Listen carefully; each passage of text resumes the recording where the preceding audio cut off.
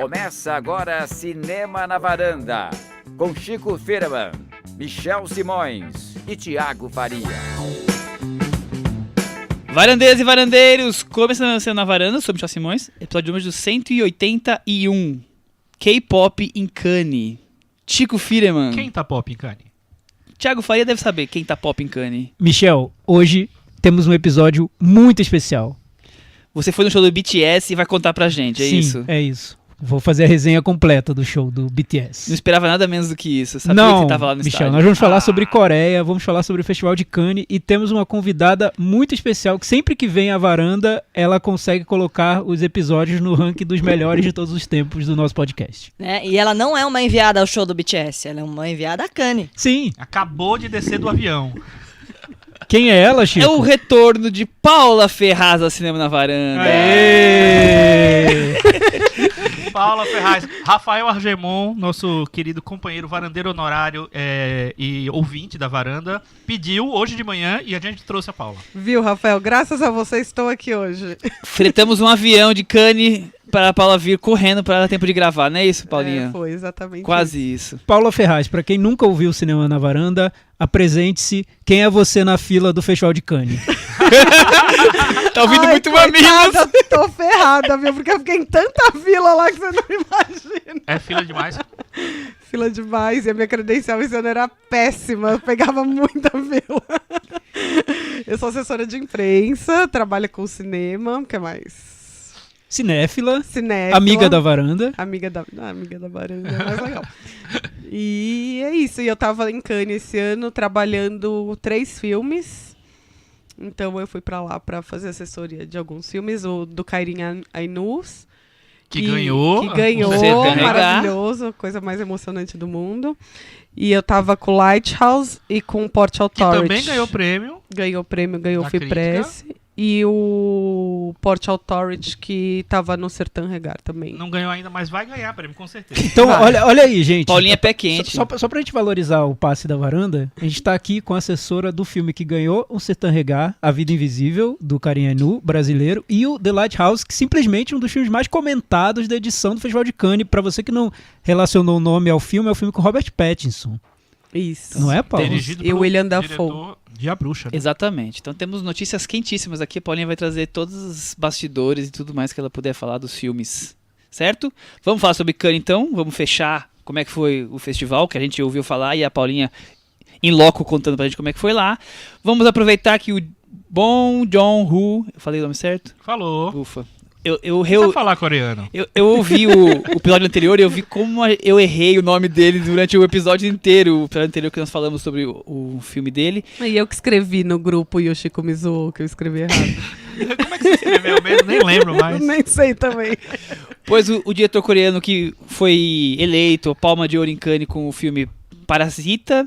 Nós vamos resgatar a carreira dele e também falar de um dos filmes mais celebrados. Vamos debater o Hospedeiro, que é de 2006. E vamos aproveitar que o Brasil foi tão premiado lá em Cannes, com a nossa pé quente aqui, a Paula Ferraz. 2 prêmios. 2 prêmios importantíssimos. E vamos trazer um pouco do histórico da presença do cinema brasileiro em Cannes desde os primórdios, lá em 1949, a primeira participação. Resumo é isso, seu Thiago. Vamos. Tem 3 horas de duração esse episódio? Hoje, Mais ou menos isso. Hoje nós vamos dividir ele em 2, tão grande que Fora vai que ser. tem o puxadinho, o cantinho do ouvinte, vai ter tudo. Isso todo mundo já sabe, né? Aquela coisa esperada. Paula Ferraz, como foi Cannes este ano? Os filmes foram bons, foram médios? Qual que é Eu acho resumo? que tiveram filmes bem ruins, mas tiveram filmes bem bons também. Eu não vi tanto filme, porque eu tava trabalhando e, como eu disse, a minha credencial era muito ruim. Então eu sempre tinha que chegar pelo menos 1 hora antes de cada filme, 1 hora e pouquinho, pra conseguir entrar no cinema. Como é que funciona isso? Me explica pra Acho que essa é a primeira pra quem pergunta. nunca foi pra Como é que é o dia a dia lá em Cannes? Quem tá com você acompanhando? Ai, gente, assim, pra começar, eu cheguei, foi a segunda vez que eu fui, né?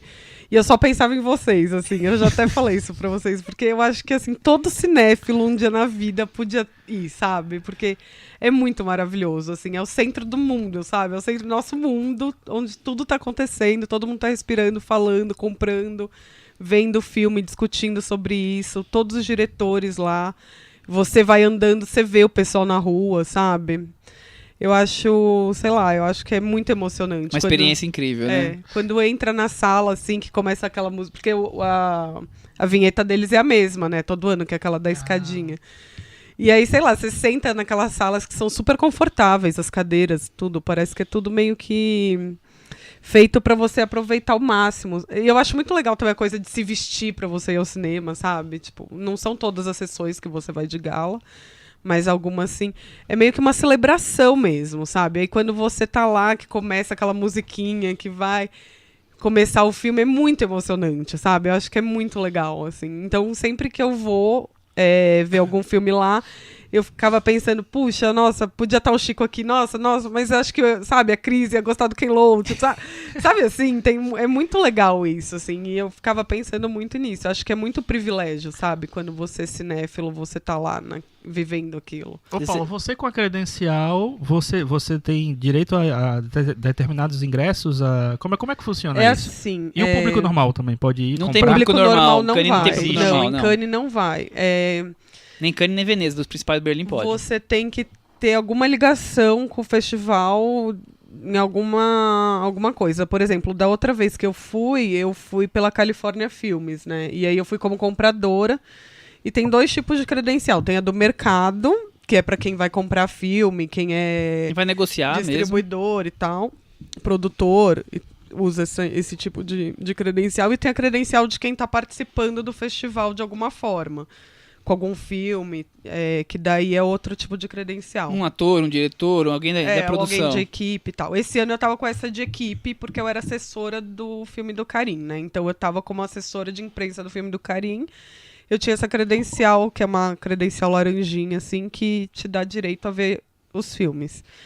Mas, paralelo a esses filmes, que eu acho que são 8 salas agora, eu não vou lembrar direito, mas acho que são 8 salas, tem as salas do mercado, que são salas de rua e são salas que são feitas dentro do Palais, né? Que eles são salas com uns 15 lugares, que é para quem vai comprar filme. Então, por exemplo, você quer comprar um filme, você vai nessa sessão e assiste. E é bem menos formal. Tem gente que assiste 15 minutos e sai, sabe? Que nem fica lá. Não é tão confortável. É diferente, assim, a situação. E me perdi um pouco. E aí, dentro de cada dessas credenciais, ainda tem hierarquia, assim. Então, por exemplo, a credencial do Rodrigo Teixeira, que era produtor de 3 filmes, sabe? Ele não pegava fila para absolutamente nada, e se ele quisesse em qualquer filme dos mais disputados, ele tinha preferência. Porque tem as sessões à noite, as de gala, você tem que ter um convite de papel também, não adianta ter só a credencial. E aí você vai num totem que tem lá e você fala, eu quero tal convite, você assinala as sessões que você quer ir, e daí você imprime esses ingressos. A minha credencial não me dava direito a isso, por exemplo. Eu não podia ir na gala. Eu tinha que alguém me dar aquele convite, entendeu? Então, por exemplo, eu fui no Bacurau, a produção do Bacurau me deu convite.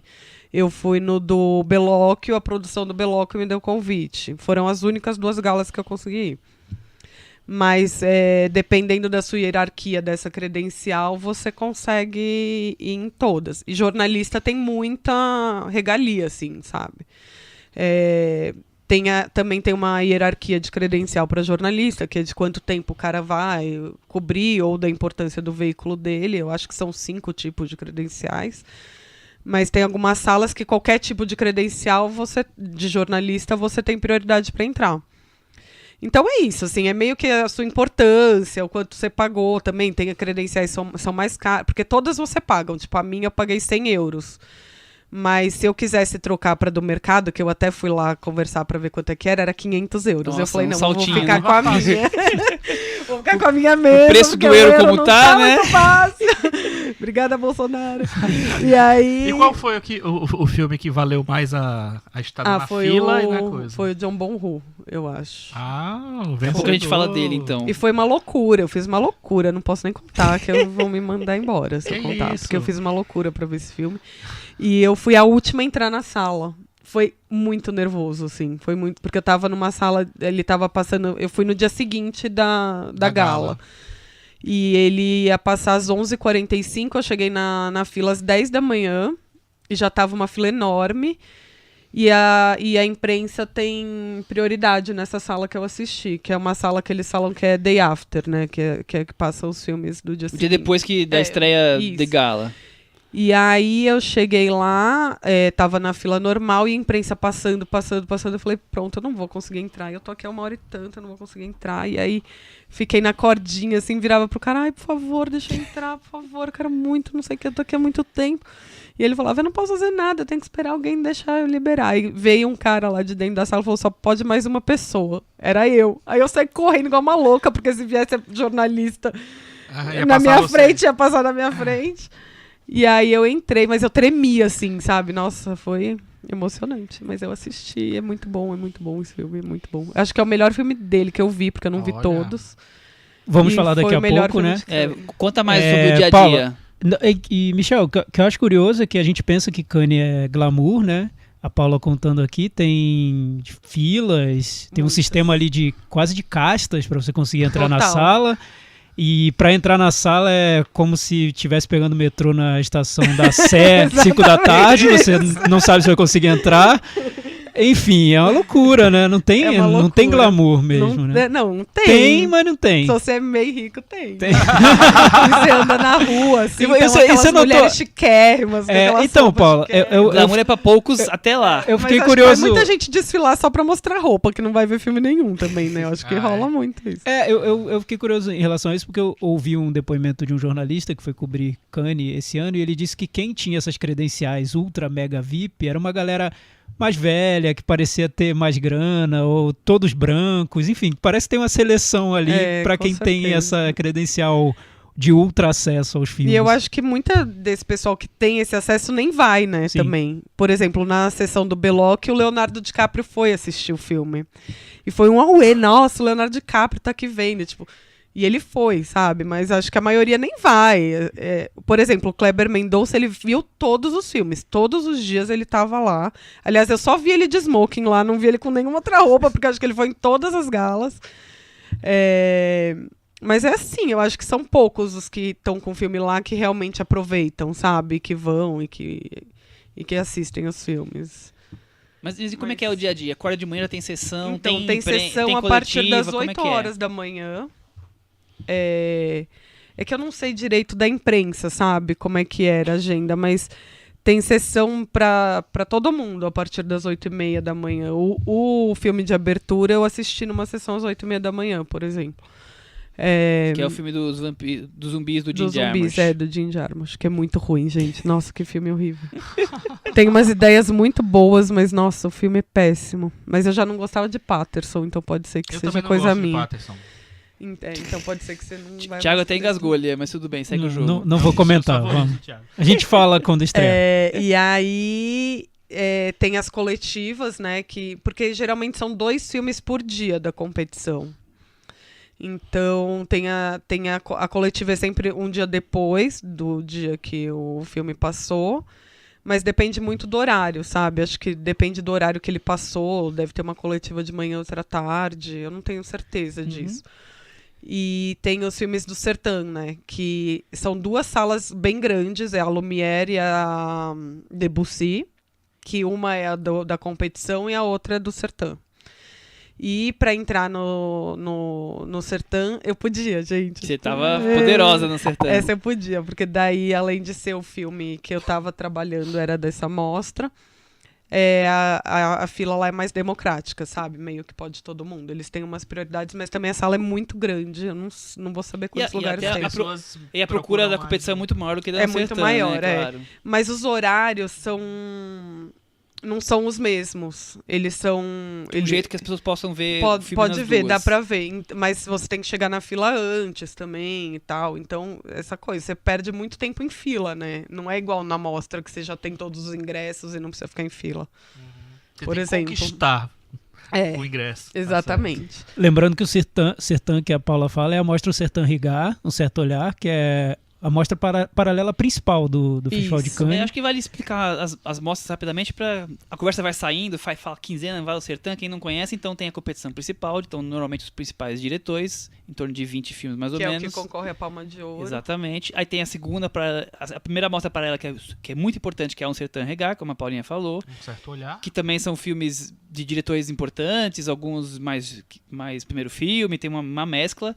Depois tem uma mostra chamada Quinzena dos Realizadores, que são nomes normalmente bem conhecidos, que não entraram numa dessas duas mostras. Então, aí não tem competição nessa... É porque essas duas são oficiais, Exatamente. digamos assim. E a quinzena e a semana não são oficiais. São filmes sendo exibidos pela A primeira semana é a vez. Semana da Crítica, né? É. E a Semana da Crítica é a quarta mostra paralela, que normalmente são para filmes aí de diretores menos conhecidos realmente, início de trabalho. Então são as 4 A quinzena mostras. e a semana são menores do que as A quinzena é São grande. menores, A quinzena é grande. A Verdade, semana é bem grande. pequenininha. A quinzena ainda passa num cinema que tem acho que 1.500 lugares, assim, é um cinema grande. Mas a semana eu acho que não tem nem 100 lugares. Não, no os cinema. filmes são poucos, tem menos de 10 filmes na semana. É. Então só para as pessoas começarem, a gente vai falar da semana, da quinzena e já sabe mais ou menos se posicionar. E acontece muito da quinzena pegar filmes que não foram selecionados para os dois, assim. Agora a semana não, já tem um perfil muito mais experimental, muito que não é nem que eles não foram selecionados para o principal, é que é outro São tipo apostas, de filme. São É. filmes diferentes mesmo. né? Até a curadoria da semana é diferente, né? Tem uma curadoria Isso. especial para a semana. E esses dois cinemas são mais afastados, né? Não são dentro do Palais, que é onde acontecem todas as coisas. O assim. complexo central. É, o complexo central. Muito bem. Vamos falar então, acho que um pouco sobre Um Sertã Regar? Não? Você vai falar pra gente sobre Um Sertã Regar, né? Como é que foi? O filme brasileiro ganhou o melhor filme da competição, né? Outros destaques importantes foram o filme do Alberto Serra, Liberté, e teve outro filme espanhol também que fez bastante sucesso, que eu esqueci o nome agora. Acho que foram os maiores destaques, mas conta pra gente como é que foi. Como foi a sessão do... A sensação, como é que foi a história então, desse filme no foi festival? muito louco, assim, porque eu assisti alguns filmes. Eu assisti, acho que 5 filmes dessa mostra. E quando passou do Carinha, ele passou no dia 20. Eu já tinha assistido uns 4 filmes, assim, eu já tinha... Porque nos primeiros dias eu consegui ver mais coisa, porque eu ainda não estava na loucura do trabalho, então. E aí, quando passou, eu senti, todo mundo que estava comigo, que também tinha visto outras coisas, sentiu que foi diferente, sabe? A recepção. A recepção foi muito diferente. Ele foi muito aplaudido, assim, tinha bastante brasileiro na sala, mas não era uma maioria imensa. E ele foi aplaudido durante quase 20 minutos, assim, sabe? Foi uma loucura de sessão. Foi emocionante. As pessoas saíram chorando, porque o filme é um melodrama, né? Então ele A Vida Invisível de Eurídice Guzmão, o título. Isso. É o 7º filme do Carinha, eu acho. 7º ou 8º. Acho que é isso aí. 7º.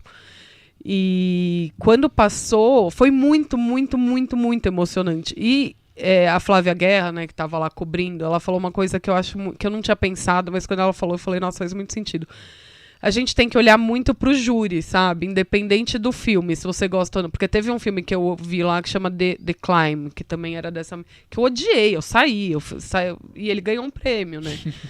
Então, assim, você Foi tem o que melhor olhar... diretor. Não, Sertã Regar. Então você tem que olhar muito quem é o júri, sabe? Como esse júri vai olhar pro filme, sabe? Qual é o perfil desse júri. E eu não sei falar direito o nome dela, Nadine Labac, é isso? Nadine Labac. Isso.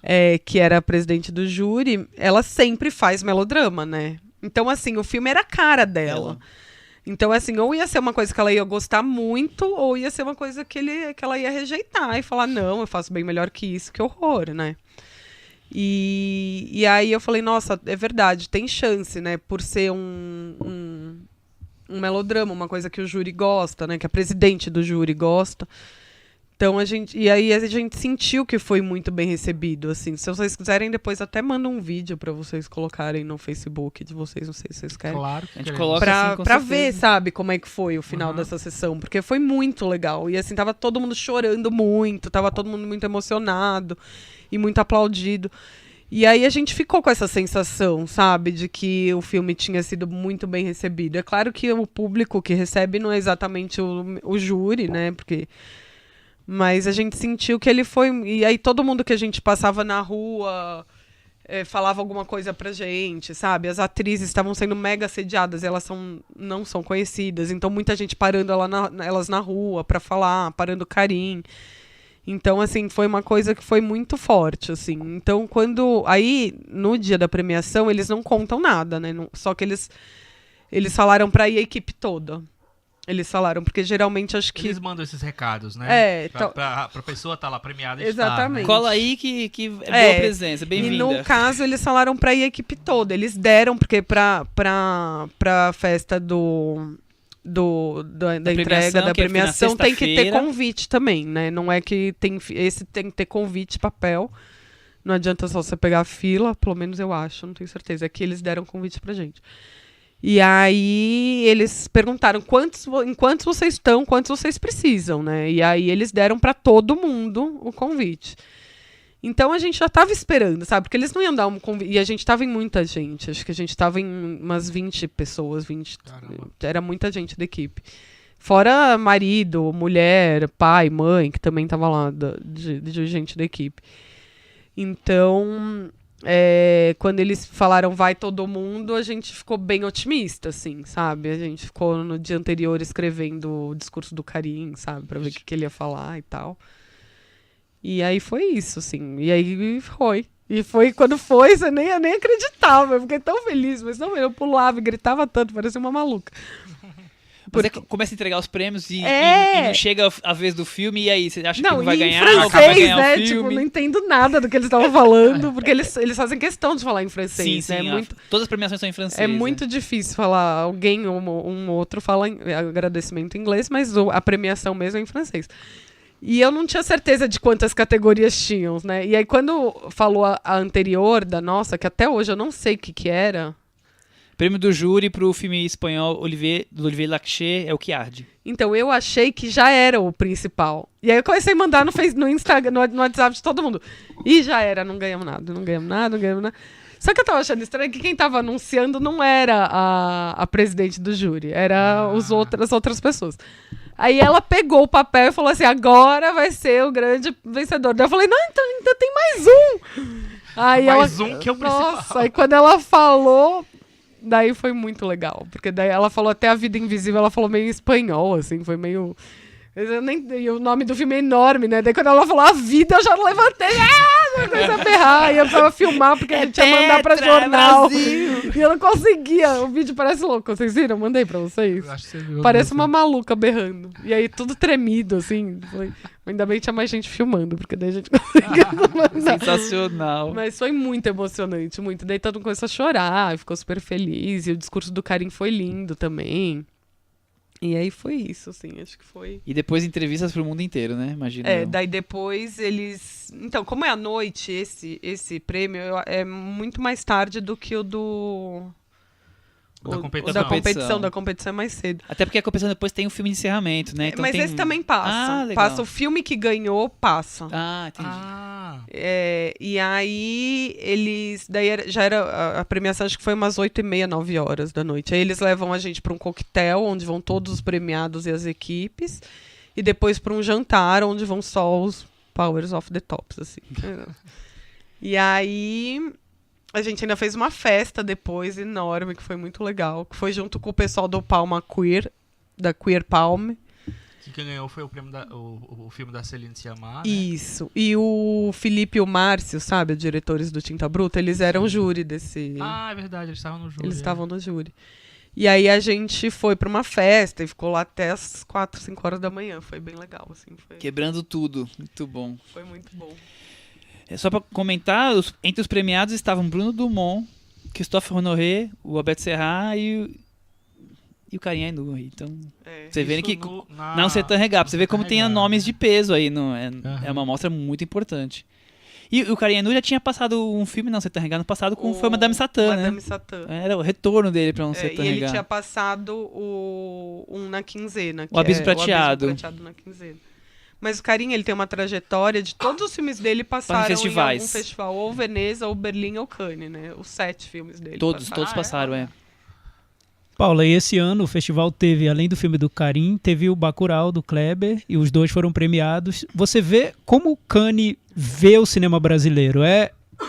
É de uma maneira diferente? Tem uma expectativa diferente por cinema brasileiro? Ou você acha que quando tá na competição tudo é visto da mesma maneira? Eu acho que é até tudo meio... completar, assim, e esse ano especificamente, por causa da situação política, da situação do cinema, você acha que teve um olhar diferente pro cinema brasileiro? Eu acho que não. Eu acho que, inclusive, que era pros dois ser. Não, eu juro, gente, não é porque eu faço assessoria do filme, mas é que é muito bom o filme do Karim, sabe? É muito, muito bom. Eu acho que os dois filmes mereciam estar na competição e eles escolheram só um, sabe? Eu li muitos jornalistas falando que o filme do Karim devia estar na competição, mas a gente já sabe que Cannes funciona como cotas, né? E é uma cota latina na É. competição. Acho que se o Karim fosse mulher, talvez tivesse entrado, sabe assim? Por causa da... Da cota feminina, sabe? Tá. Mas eu acho que eles escolheram um filme brasileiro pra estar na competição e aí colocaram outro na Sertã, sabe? Eu entendo, imagino, inclusive, que o Aquarius tenha impactado na escolha do Bacurau agora. Ah, Assim. o Kleber Mendonça Filho já tá num tamanho em Cannes que ele faz um filme e ele garante a posição dele mas na o que eu falo é o seguinte, o Aquarius teve um movimento muito grande no momento de Aquarius, porque teve aquele protesto, um protesto que correu o mundo, virou um negócio, sabe, super famoso, foi pro mundo todo. Então, eu acho que tinha um engajamento ali que fizeram assim, acho que além de tudo, além do Kleber já ser nossa criancinha daqui, vamos prestigiar um cara que pode trazer mais visibilidade também, eu acho. Cannes é muito assim, eu que tento reparar bastante. A pessoa começa a botar o filme na competição, vai ter na competição até que ele comece um declínio muito forte, senão ele vai estar sempre lá. Tipo, o que, qual é que é o Kechiche? Kechiche. Porque falaram mega mal do filme dele, né? Falaram mal de um grau, eu não assisti. Então, é E mais importante que a qualidade do parte dois, filme, é a marca. Tem esses nomes aqui que vão estar na competição. O Ken Loach, né, que desde que nasceu tá em Cannes e tal. Ai, mas esse é bom, sabia? Não tô questionando. Mas eu acho que é isso. Acho que tem filmes que são muito melhores que não são selecionados, sabe? Mas eu acho que isso é da lógica de festival, não só do Festival de Cannes, mas de festival, né? Você termina selecionando, você tem que selecionar de alguma maneira e é normal que os nomes mais conhecidos entrem, enfim. A competição é mais ou menos isso. O nome é mais importante do que a qualidade do filme. Como tem muitos nomes importantes, acabam tendo uma média positiva de filme, mas os nomes são mais importantes. Dos 20 e 21 filmes Foi 21 selecionados, esse ano. geralmente tem quantos estreantes, Michel? Estreantes, normalmente nos 2 no máximo. 2, olha, então é difícil já mesmo, né? Enfim. Que o Karim já não é estreante, né? Não, estou falando de estreante pra lembrar que são pessoas que já são... Não, e geralmente eles passam por uma hierarquia, né? Por exemplo, a Aline Furtado, que tava lá na quinzena, ela teve já curtas sendo exibidos em Cannes.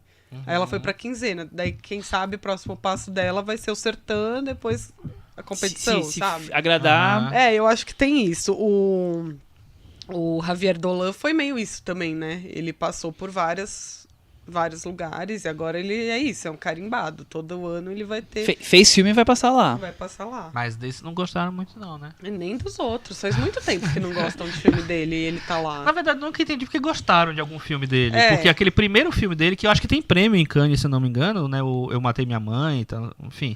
Acho que tem um prêmio em Cannes, não tem, não, Michel? Vamos olhar. Foi um Sertã Regar, eu acho horrível, o filme é horrível. Mas, Não, e ele ganhou o melhor diretor junto com o Godard, né? Lembra desse? Lembra o Mommy? Foi o Mommy. Aí é difícil, né? Aceitar. Então, mas eu acho que é isso. Eles elegem algumas pessoas que eles carimbam, tipo, como nossos. Assim. Mas o que eu Não falo é o ganhou seguinte, prêmio não, Matei Minha Mãe. Você acha que o fato de 2 filmes brasileiros ganham prêmios importantes, porque é o prêmio principal da Sertã Regar e um prêmio na competição. Então acho que são 2 premiações bem importantes. Você acha que não teve nada a ver com o momento Não, eu do acho que cinema brasileiro? teve. E assim, o Brasil acho que era o 4º país com mais filme esse ano em Cannes. Teve muito. Acho que ficou só atrás da França, a Rússia e algum outro país. Estados Unidos, talvez, sei lá. Tinha muito filme, porque não eram só esses 3, né? Tinha um outro que eu não vou lembrar 5, o nome. né, verdade, Tinha coprodução do Belóquio, né? Belóquio, então era praticamente 2 brasileiros, só que é bem minoritária, né? 10% É um só. filme mas italiano, né? Mas ele se passa no Brasil, ele é falado em português durante a primeira parte inteira do filme. Tem uma atriz brasileira. Tem uma atriz brasileira. E ele é no Rio de Janeiro, assim, sabe? Tem muita coisa. Então eu acho que... Uma atriz brasileira que é amiga do Michel. Ela É gravou. verdade! Minha amiga vai gravar um programa Você de TV passou comigo. frio com ela. Aliás. Passei frio com ela, exatamente. Maria Fernanda Cândido. Maravilhosa, né? Nossa, ela é linda demais. Então, e aí, eu acho que teve essa coisa de, olha como o cinema brasileiro tá, que eu acho que é resultado de uma política pública que vem Sendo acontecendo destruída. há muitos anos e que agora está sendo destruída. Mas que tá cada vez crescendo. Por exemplo, Berlim teve um ano que acho que tinha 11 filmes brasileiros. Sim. Um ano passado, eu acho. Acho que foi ano passado, é. Então, assim, tem o cinema brasileiro em festival tem já Ocupado o seu espaço. Tem ocupado, sim.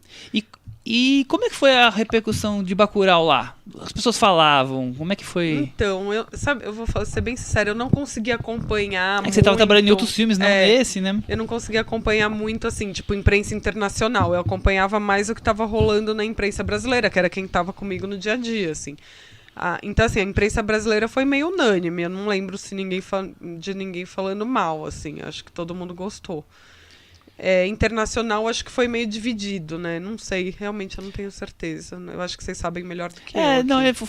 foi positiva. Nunca foi o melhor filme do festival na imprensa, mas Mas sempre tava- ali nos Tava principais, na parte boa, né? Isso. Mas a sessão também foi isso, assim, quando passou, ele passou no primeiro dia, né? Aliás, os dois que ganharam o prêmio do júri passaram no mesmo dia, que foi o do Kleber e o Les Miserables. E aí, a sessão do Kleber foi muito bonita, assim, sabe? Foi aplaudido durante muito tempo também, muita gente gritando e tal. E no final ele falou, pegou o microfone e falou... Porque na oficial você não apresenta o filme antes, né? Você só passa pelo tapete vermelho e entra na sala e começa o filme. Aí depois eles deixam alguém falar alguma coisa, se quiser. E aí o Kleber falou sobre educação e tudo. E tem um letreiro no final do filme também falando sobre... que 800 pessoas trabalharam naquele filme e tal. Então foi politicamente muito aclamado, assim, sabe, o filme. Não só, acho que pelo filme também. Mas a sessão foi muito legal, muito bonita. E aí foi os dois filmes, mesmo sendo no primeiro dia, porque quando é no primeiro dia é muito complicado você medir, né? Porque Tá começando o tá festival, começando, né? tá aquela empolgação, sabe? Não tem muita comparação com os dias anteriores ainda. Mas na Screen a nota dele foi meio baixa até, né? Do Bacurau. Ficou uma entre as 5 e 6 maiores, assim. Ficou quinto, sexto. Ah, é? Acho que é 2.6, Nossa. no total de 4, algo assim. Do meio pro festival eu parei de acompanhar também, não conseguia mais ficar olhando, mas... Nossa, o Michel é o viciado. Mas é que é muito Viciado. legal. Eu sou viciado por aqui nas mesmo. tabelinhas. É muito legal. E eles dão essa revista, né? Ela fica de graça. De graça eles ficam lá, né? dando, tipo, é o metro deles, assim. Então, E você eles fica atualizam todo dia, é isso? olhando todo dia. Textos, deve ser insano fechar essa revista todos os dias. Insano total, Mas não, já deve ter deixam vários muita editores. coisa pronta antes, né? Porque eles Que vai conseguem ver os saindo, filmes antes é. já, né? Em alguns deles, né? Sim. Então, foi uma sessão muito legal, muito bonita também, a do Kleber. Desculpa. Além do Parasite, que você falou que elegeu como o melhor, quais outros destaques? E do Vini Invisível também, que você adorou? Tá, deixa eu olhar no meu Letterboxd, que eu não lembro mais de cabeça. Mas eu amei um filme do Sertã que chama Papicha. Achei muito legal, que é sobre uma... Ai, gente, qual que é o país agora? É da Argélia o filme, e ele se passa nos anos 90, e é sobre uma menina, porque é quando eles estão fechando o país é aberto e tudo, e aí eles começam a obrigar a usar burca e tudo, e é uma menina que ela é toda feminista, mora numa escola interna só de mulheres, e ela costura a roupa para as amigas, elas vão pra balada e ela faz as roupas. E aí começam a obrigar, e é baseado numa história real, e aí começam a obrigar as mulheres a vestir burca e ela se revolta com isso. Então tem uma coisa meio a ver com moda também, sabe? E é bem bonito, assim, e a menina é ótima. Gostei muito do Lighthouse também, juro que não tô puxando sardinha pro meu lado, mas Eu acho que você podia falar sobre The Lighthouse agora. Acho que é o também. momento. Robert Pattinson, filme de terror, direção é terror diretor de de A arte, né? Bruxa. Terror de arte. terror art house. gosta. Terror art house. Mas como é que foi? Porque a repercussão, pelo menos por aqui, foi, Não, foi do incrível. melhor Foi filme um do dos festival, filmes mais ou um dos 3 elogiados, melhores né? filmes do festival. Quer dizer, uma coisa super elogiosa. Quieto, você vai ficar quieto assim o tempo todo, fala alguma coisa. O Thiago tá quieto. Tô ouvindo, tô te ouvindo, Paula. Continua. Mas Aqui o Thiago ouviu a palavra Art House, né? Já né? Já tremi um pouco aqui. O Lighthouse, eu sabia um pouco dele já, porque ele é produzido pelo Rodrigo Teixeira, né, que é meu cliente, era por causa dele que eu tava lá acompanhando os filmes dele.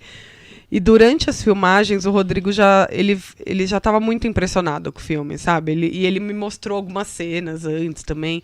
O filme, ele é quadrado a tela, parece Instagram, assim, sabe? Ele é quadrado, preto e branco. E a história é de 2 caras que vivem numa ilha isolada que tem que cuidar de um farol. William Defoe e Robert Pattinson. E são só os 2 o filme inteiro. E aí você fala, putz, esse filme quadrado, preto e branco, só os 2, e agora? O que será da minha vida, né? Mas acontece muita coisa lá, muita coisa. Eles têm uma relação de amor e ódio que, não dá pra contar muito, porque se contar... Estraga, mas tem uma cena com uma sereia lá que é muito louca. Não, ai meu Deus do céu. Sem spoiler, Paulo. Pelo amor de Deus. A gente vai esquecer até o filme estrear. Michel, pergunta outra coisa. Não, quero saber Paula, o seguinte, vamos voltar, volta o aqui. Rodrigo já tinha produzido o primeiro filme do Robert Já, Eggers, A que é A Bruxa, Bruxa, né? Que foi, inclusive, uma das primeiras produções que chamaram muita atenção do Rodrigo, né? Eu lembro que ele tinha produzido o Francis Ha nessa época também e tal. Então é uma parceria que já tá rolando Já aí. tem outro filme aí que eles já fecharam pra fazer.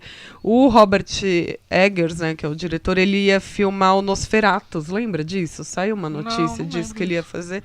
Só que eu acho que o projeto é muito caro, não sei o que aconteceu, não foi pra frente ainda. E aí ele mostrou o projeto do Lighthouse pro Rodrigo, o Rodrigo amou, falou, vamos fazer agora.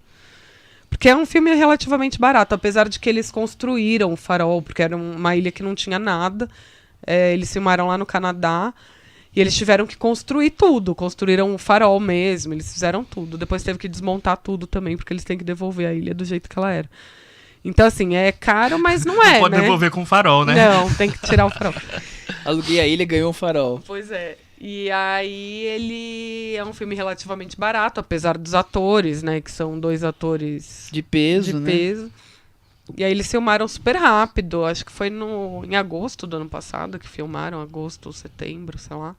Foi bem rápido, assim. Não lembro agora, tá? Posso estar falando besteira. Agora, não sei se pode, se já tem também essa informação, mas quando é que as pessoas vão poder ver Lighthouse e Então, A Vida Invisível? O Lighthouse, eu não sei, porque a Universal comprou os direitos. Comprou lá em Cannes. Então vai depender muito... Que ousada a Universal. Comprou um mas quadrado, a bruxa também foi a Universal. Mas a bruxa não é quadrado nem preto e branco. Mas é falado em inglês arcaico, é bem complicadinho bom, também. tá.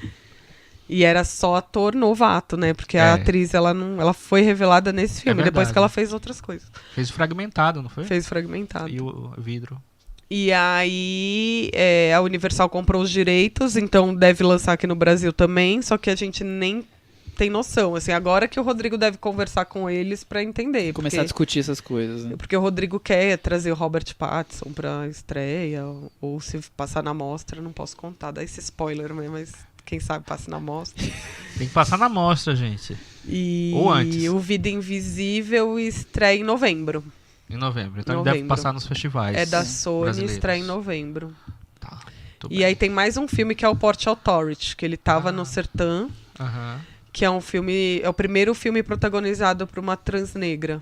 Ah, que legal. É bem legal o filme. E ele se passa daquele universo Vogue de Nova York, sabe? O pessoal que faz aquelas danças bem malucas, bem lindas. Bem malucos, bem lindas. E o filme é super gostoso, assim, também, sabe? É um romance e tal, é bem bonitinho.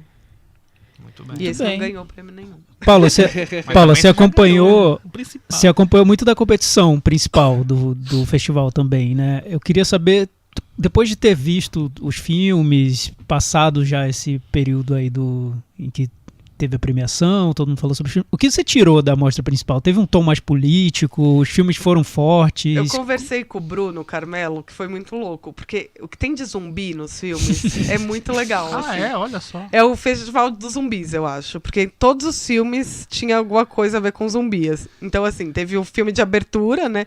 E eu acho que, é muito bem pensado isso. Eles fazem umas coisas dos filmes dialogarem, Tem umas sabe? conexões. O Les Miserables e o filme do Kleber, eles dialogam, sabe? Você sempre tem um ponto, se você ficar De analisando, encontro. assim, sempre tem um tema principal do ano, assim, sabe? É muito legal isso. É E uma o tema era curadoria que não é à zumbi. toa. E o tema esse ano era zumbi, era impressionante.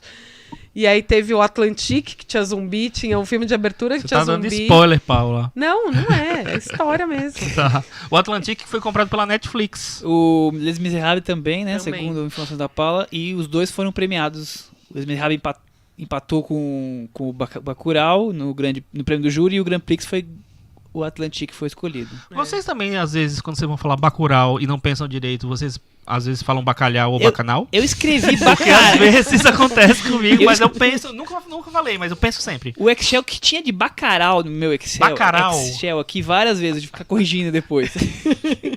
Não sei quem fui eu que escrevi errado toda hora. Eu já sabia, eu acho que eu conheço, eu sei desse filme faz tanto tempo que acho que eu sabia. Decorou bem. Mas Bem, é isso. então é Teve isso, algum zumbis. filme que você tava louca pra ver, mas não deu? Ah, eu queria ter visto Tarantino, né, gente? A gente sabe que vai estrear, que não sei o quê, mas né... Sempre ver é uma Não, e emoção, você imagina né? ver com ele na sala, É. com o Brad Pitt, Leonardo DiCaprio, todo mundo, assim, é muito legal isso. E Cannes te proporciona isso, né, de você ver as pessoas, estar do lado delas. Elas não fogem, sabe? Porque isso é muito legal. Eu queria ter visto Tarantino, mas antes de ir, eu já sabia que eu não ia conseguir. Então eu nem fiquei tentando, sabe? Nem fui. Se os filmes são procurados, imagina o do Tarantino, né? Pois é. Nossa, deve ser uma loucura. Deve ser pior que a mostra, as pessoas devem se matar Mas mesmo, tiveram filmes que eu literalmente. tentei entrar, não consegui também, que é super frustrante, né? Que você fica lá na fila e não consegue entrar. Aham. O que ganhou o melhor roteiro, por exemplo, eu fiquei na fila e não consegui. O Portrait of a Lady on Fire, não é isso? Isso. Que também vai ser Então- lançado no Brasil, que foi comprado.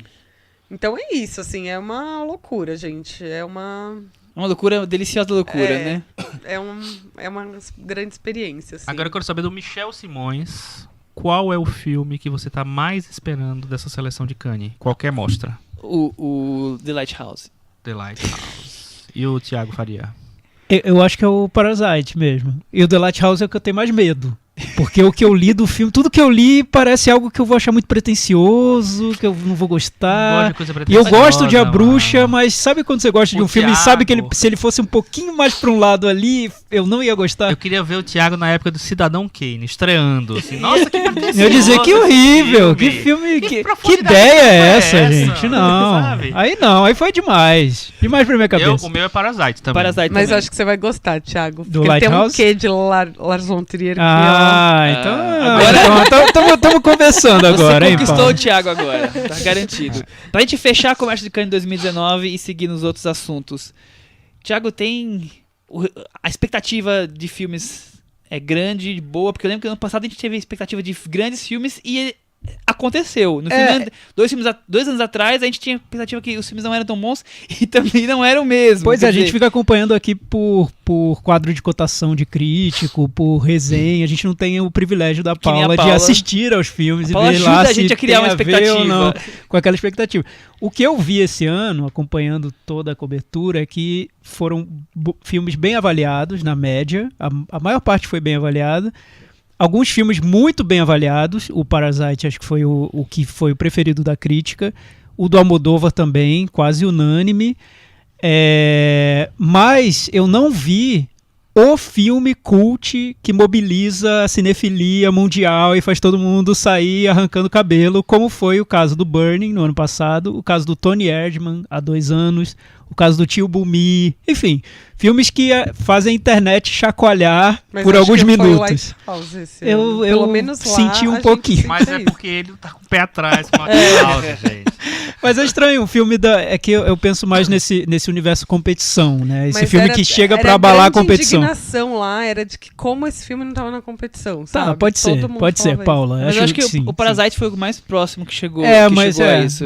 eu não vi esse filme E o que Almodóvar fizesse também teve bastante todo mundo. Sim, amor, sim, né? sim. Foi Inclusive, bem legal. foi muita gente achava que ele ia ganhar a Palma de Ouro, né? Uhum. E aí ficou meio frustrado quando viu que ele não tava lá na listinha de convidados, tava só o Bandeira, aí o pessoal automaticamente vai ganhar melhor ator, não vai ganhar nada. Você sabe que hoje eu tava ouvindo um podcast da Espanha, de críticos espanhóis, e eles estavam falando exatamente isso, que eles tinham expectativa, mas quando viram que o Almodóvar não tava lá e tava o Bandeiras, que começou um papo que ele ia ganhar ator, e que o Almodóvar não ia ganhar, e foi exatamente o que aconteceu. Eu acho só estranho, eu até acho que não sei se isso influencia, até que ponto influencia, mas o Dor e Glória, né, que vai estrear agora em junho já, no Brasil, Isso. ele já tinha estreado na Espanha e ele já tinha passado num festival antes, que é o Festival de Málaga. É isso. Tudo bem, é um festival pequeno, né? Mas é o ninguém dá festival que muita lança bola. os filmes espanhóis. Mas de qualquer jeito, assim, aí vai em Cannes, vai estrear um filme que já passou em outro festival. Mas Paulo, A Renata de Almeida não deixaria, entendeu? E eu acho que, mesmo se fosse tivesse brasileira, deixado, veria ali com um pezinho atrás. Assim, eu não segunda vou mão, dar uma segunda palma mão. de ouro pra ele. Então eu acho que atrapalhou um pouco. Mas a Paula me comentou, antes de começar o nosso debate, que ele estava estreando na França durante o festival, né? Tava, estreou lá. então já estreou quase como o concurso. É. Tava, depois era só pagar 6 euros que eu podia ter visto. Não fui. E ela não pagou, esperou pra ver Você no Brasil. vai poder Pois pagar é. R$35 aqui, Pois é. daqui a 15 dias, mais ou menos, ou 3 que eu semanas. tenho a carteirinha do Itaú. Outro nível. Mas assim, eu achava que o Almodóvar ia ganhar melhor diretor, porque os Dardenne foi meio surreal eles terem ganho. Ninguém esperava, né? Ninguém É um esperava. filme bem mal E falado, o filme, né? eu não assisti também, não consegui, mas o pessoal falou que ele não devia nem ter sido feito, assim, sabe? Isso, Paulo. Falaram, Meu Deus. Eu escutei isso. Que... É porque você não tá fazendo assessoria dele, né? Não é. Não é. Para, coisa feia. Mas falaram que é uma coisa meio contra árabe, assim. Eu não sei a história, porque eu não vi, mas falaram que, tipo, ele é todo errado, assim, sabe? Que nesse momento ele não devia nem estar existindo. Vamos aguardar, né? Não sei, eu não sei Gente. nem a sinopse. E o anterior, Eu estou o anterior replicando. deles, Paula, eu acho que não devia ter existido. É. Eu Peraí, acho que eu tô muito lembrando, ruim. mas Qual é o anterior mesmo? Lembra a Aquele filme Garota policial. Desconhecida? Ah, Que a fraquíssimo. menina Nossa, morre. é que você não Fraquíssimo. viu, você nem lembra do filme. Não, mas na verdade o que eu ia comentar é isso, assim, os Dardenne faz muito tempo que eles não fazem uma coisa que são relevante, até, ela concorreu ao Oscar, eu acho, por aquele filme, já era um filme bem diferente dos filmes deles, né, então, não sei. Exatamente. Vamos falar então sobre o diretor que ganhou a Palma de Ouro. Afinal de contas, K-pop em Cannes Exatamente. dominou. Primeira coisa, o primeiro filme da Coreia do Sul que ganha a Palma de Ouro, nunca tinha acontecido. Eu achei super legal que ele quebrou o protocolo e assim que acabou a premiação ele foi na sala de imprensa e foi ovacionado pelos jornalistas da sua terra natal, digamos assim. Então foi bem emocionante, assim, o país quase ganhou a Copa do Mundo, como o Brasil já viveu isso em 62, que nós vamos falar mais tarde. Eu imagino o Brasil ganhando o Cannes. Imagina o Kleber num carro aqui, o carro Tá aberto. bombeiro, né? Mais Domingo ou na menos Paulista, isso. todo mundo de verde e amarelo, não é, Michel? Você não acha? Ia, Você não ia acha? parar a Paulista. Eu acho. Ia Todo parar a mundo de verde e Paulista. amarelo, Com bandeirinha. certeza, com certeza. Nós falamos sobre Bong Joon-ho Tristeza, né? no episódio número 81. Nossa, 100 episódios. Exatamente. Que chamou-se Melhores do Semestre. Um dos títulos menos criativos da varanda até É então. verdade, assim, mas eu queria lançar um desafio, então. É o que a gente falasse do Bong Joon-ho a cada 100 episódios. Sempre, obrigatoriamente. 281 tá lá. Aliás, eu só fui ver o filme porque antes de eu falei, Chico, o que você acha que eu não posso perder de jeito nenhum? E você falou pra mim, vai ver o John Bong. Eu Olha gosto pra quem dele. você perguntou, Pois hein, é, Paulo? eu gosto dele, mas não é um diretor que eu ia falar, nossa, como eu quero Não posso ver desesperado. perder. Foi o Chico que me fez ver a Olha, palma. tá vendo, Muito gente? bem, tá Como vendo? eu sou importante. A dica. Então a gente falou naquele festival, naquele ano, sobre os melhores daquele semestre e sobre o filme Okja e a carreira um pouquinho dele que nós vamos retomar. O Bong Joon-ho, que tem 49 anos, nascido na cidade de Daegu, na Coreia do Sul. E é o 9º filme dele, ou o 8º, se considerar que o pedaço dele de Tóquio não seja um Eu acho, longa. que tem um também, outro que é Influenza, que também é um curta. E eu acho que ou é um episódio em curta. É. Acho que são 7 longas. Exatamente. Ele gosta muito de fazer filmes com fantasia, com humor, também com temas políticos. Eu lembro que o Chico falou bastante disso quando a gente falou no episódio 81. Ele gosta de fazer algumas coisas bem exageradas, né? Principalmente na comédia. Isso dialoga muito com o cinema coreano em si. O que vocês acham do cinema de Bong Joon-ho? Thiago Faria, você que falou pouco por enquanto. Eu? Você. Tá calado. Eu gosto muito. A gente comentou várias vezes sobre o Bong Joon-ho aqui na varanda, sempre Comentários elogiando trazendo muito ele, e tudo. Foi o Hospedeiro, que é o filme que a gente vai falar daqui a pouquinho, um pouco mais. A gente reviu o filme pra falar. É diferente rever o filme depois que ele ganhou a Palma de Ouro, né? Já dá um outro... E 13 anos outro depois do filme ser peso, lançado. Mas o que eu acho legal nele é que ele faz sempre filme de gênero, de alguma maneira, ou suspense, ou filme policial, ou filme de monstro. Mas ele encontra uma maneira de colocar um veneninho social nesses filmes de gênero dele. Então, isso me agrada muito. E eu acho que dialoga muito com o nosso cinema também, com o cinema do Kleber, com o cinema de terror do Marco Dutra. São cineastas que usam o gênero para dar um olhar diferente daquele do cinema de Hollywood.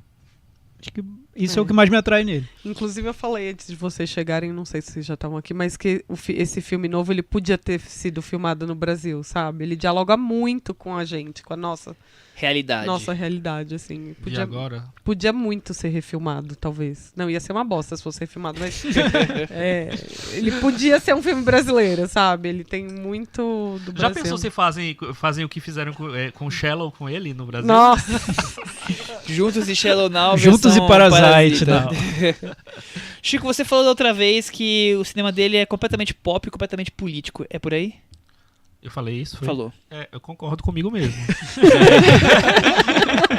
Você mantém sua opinião, Chico? Mantenho. Eu adoro o Bong Joon-ho. Eu adoro por causa do Hospedeiro, na verdade, que a gente vai falar daqui a pouco. Mas eu acho que o Hospedeiro foi o primeiro filme que eu vi dele, realmente. Vi no Festival do Rio, numa sessão lá que eu fui ver só porque era filme de monstro, que eu adoro e tal. Falou filme de monstro, o Chico tá lá. Fiquei encantado porque é um filme que tem muito mais camadas e aí fiquei acompanhando. Então eu vi depois os filmes anteriores dele que ele tinha feito, o Memórias do Assassino, Cão que Larde, mas não morde, que é uma comédia mais super eu acho legal essa comédia e tal. Depois ele fez o Mother também, depois ele fez Snowpiercer. O Snowpiercer eu acho que é um ponto um pouco fora da curva, porque eu acho que teve muita interferência no processo, era a primeira produção internacional dele. Mas eu acho que ele é um cineasta muito autoral, que tem muito das questões que são importantes para ele, que ele ama cinema de gênero, e aí os filmes dele, como o Thiago falou, são todos, de alguma maneira, filmes de gênero, e ele... para mim, o que é mais legal no cinema de gênero é quando ele consegue incorporar outras coisas, falar de outras coisas. Não necessariamente fazer um filme político, mas ele faz, mas não precisa isso. Mas assim, filmes que você consegue puxar coisas que não são características do cinema de gênero para o cinema, para o filme. E eu acho que ele faz isso em todos os filmes, em vários níveis. E eu sou bem encantado pelos filmes dele. Thiago, no outro episódio também você falou muito sobre os personagens dele. E você disse que eles beiram a caricatura e que eles são às vezes bizarros, às vezes afetuosos. E que seria uma grande marca dele. Você mantém isso? Olha, eu não concordo tanto comigo. Não, é que eu revi o Hospedeiro. É que eu devo ter dito isso mais sobre o Okja. Que o Okja eu acho que é um filme que ele tenta um tom de caricatura, até na personagem da Tilda Swinton. Ele busca um tom quase de conto de fadas ali pro filme, né? O Hospedeiro, na revisão, eu achei os personagens muito humanos, muito realistas até. São losers, gente como a gente. Eu não vi tanta caricatura no filme. Eu vi um humor que beira você não viu caricatura? Não vi. Então, você sabe o que eu acho? Eu concordo e discordo de você. Porque eu revendo agora o filme, eu sempre... Tem um momento, eu já falei aqui, eu acho que várias vezes, inclusive.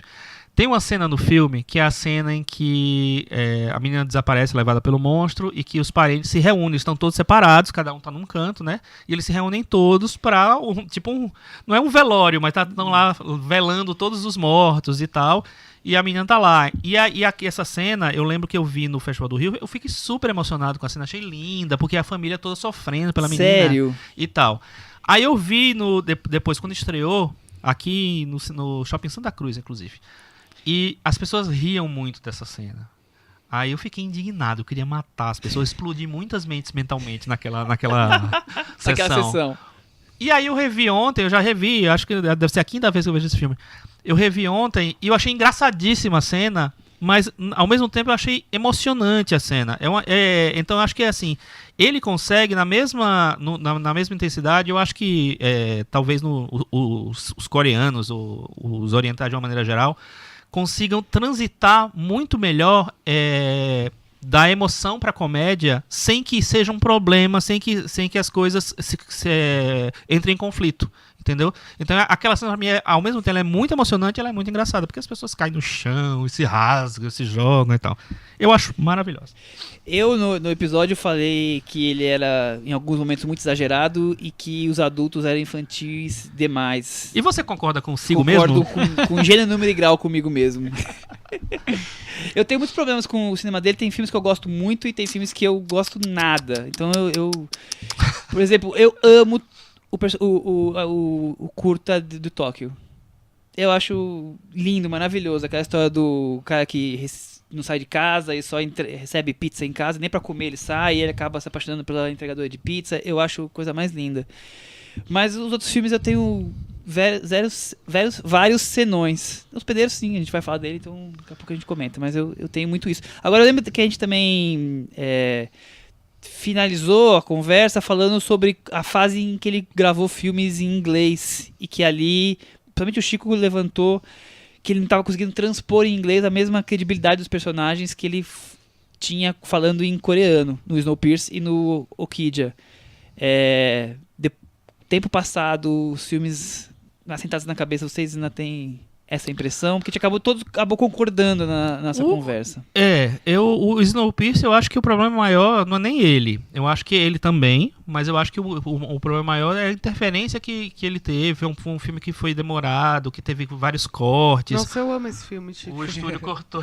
Pois é. Ele é baseado em alguma coisa? É baseado numa graphic novel. Ah, é verdade. Que é trans alguma coisa, transiberiana, sei lá. Eu queria ter gostado muito mais, assim. Vamos ver se eu vi o Director's Cut, quem sabe, né? Nossa, mas eu acho genial. Mas eu acho que é uma questão, eu acho que até falei isso da outra vez. Eu acho que é uma questão que acontece em maior ou menor grau com todos os cineastas que terminam fazendo filmes na língua que não é a língua que eles dominam totalmente. Então eles terminam não conseguindo ficar tão, sei lá, precisos no que eles querem passar, no tom que eles querem. Eu imagino que seja coisa assim. E o Okja eu acho um filme que é meia boca. Acho legalzinho, fofinho, bonitinho e esqueci já. Muito bem, quer dizer que o Metavaranda seria diferente hoje, provavelmente. Não, eu acho que eu dei 7 pra ele, não sei. Talvez eu desse 6 hoje, mais cruel, né? Vamos pra sinopse?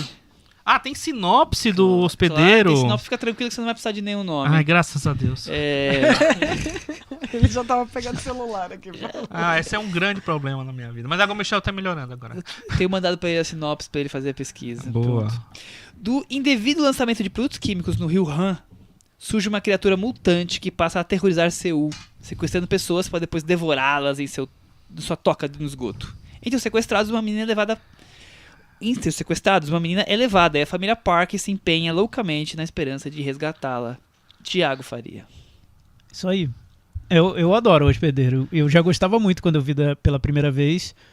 E agora eu gostei muito também, mas por motivos diferentes. É legal o Michel fazer esse jogo da coerência, porque a gente vê que eu, pelo menos, vejo que eu não sou nada coerente. Eu pensava de um jeito há um ano, hoje eu já tô pensando de outro jeito. Tiago, eu pensei, eu passava de um jeito diferente ontem. E acho legal quando a gente revê os filmes, ainda mais quando você... Enfim, você reviu... Eu vi vários filmes coreanos desde então. O Hospedeiro era conhecido na época em que foi lançado por ter sido a maior bilheteria do cinema coreano desde então. Naquela época tinha sido a maior bilheteria. E eu lembro que foi uma surpresa até pro Bong Joon-ho, porque muita gente não acreditava na proposta do filme.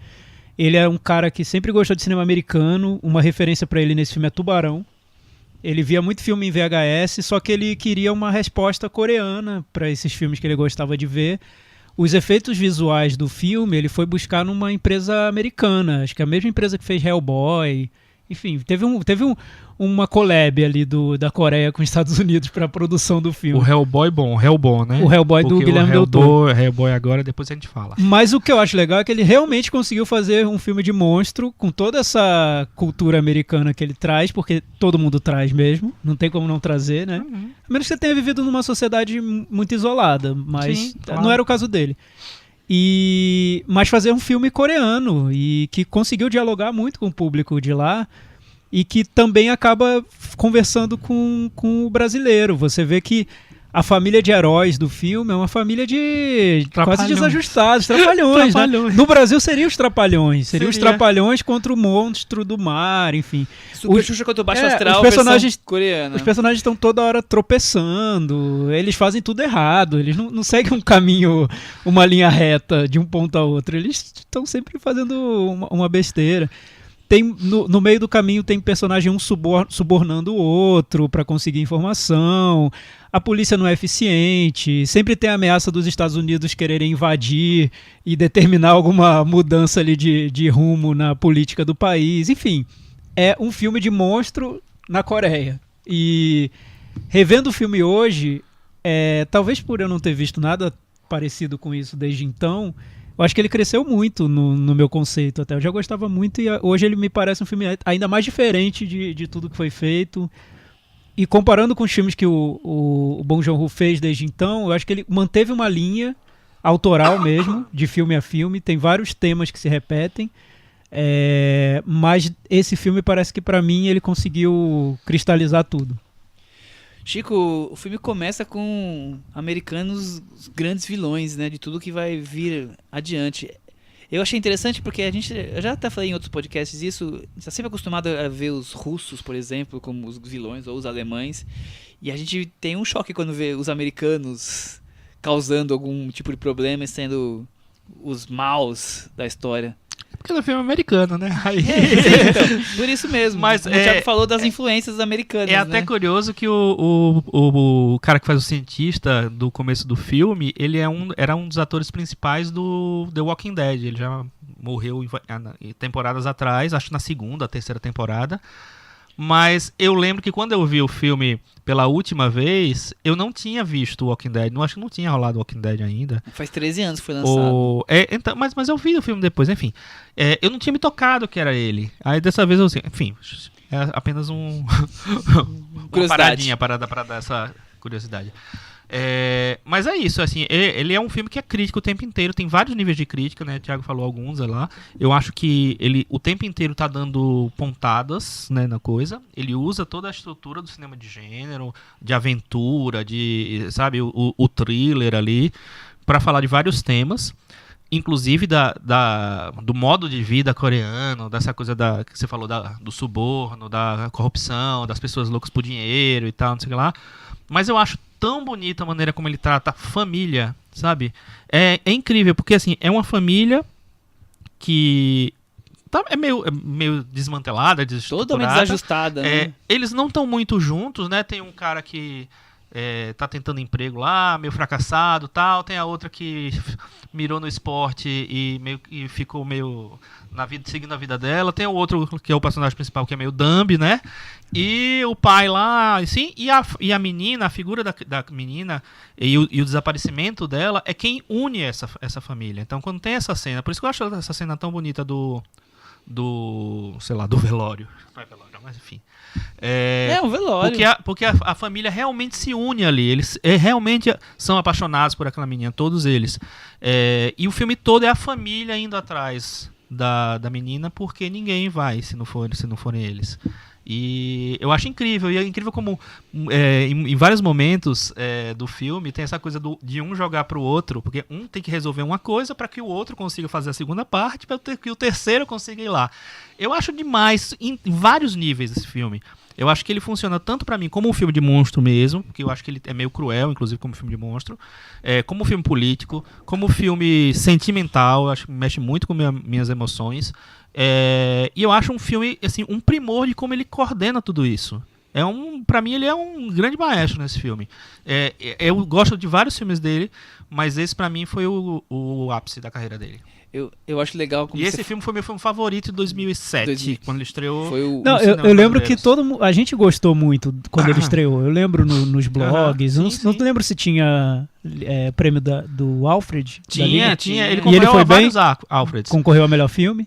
Não. Eu não lembro se melhor filme, mas eu lembro que ele concorreu em várias categorias, inclusive na cena do ano, que foi o primeiro Ataque do Monstro. Ah, nossa, que é incrível. É incrível. Eu revendo agora. Eu acho que toda a primeira hora do filme pra mim é eletrizante mesmo. Eu não consigo. Eu acho que ele tem uma leve barriguinha ali no meio do filme, porque quando ele quer desenvolver mais os personagens, tem uma cena que o pai faz um discurso ali bem grande e tal.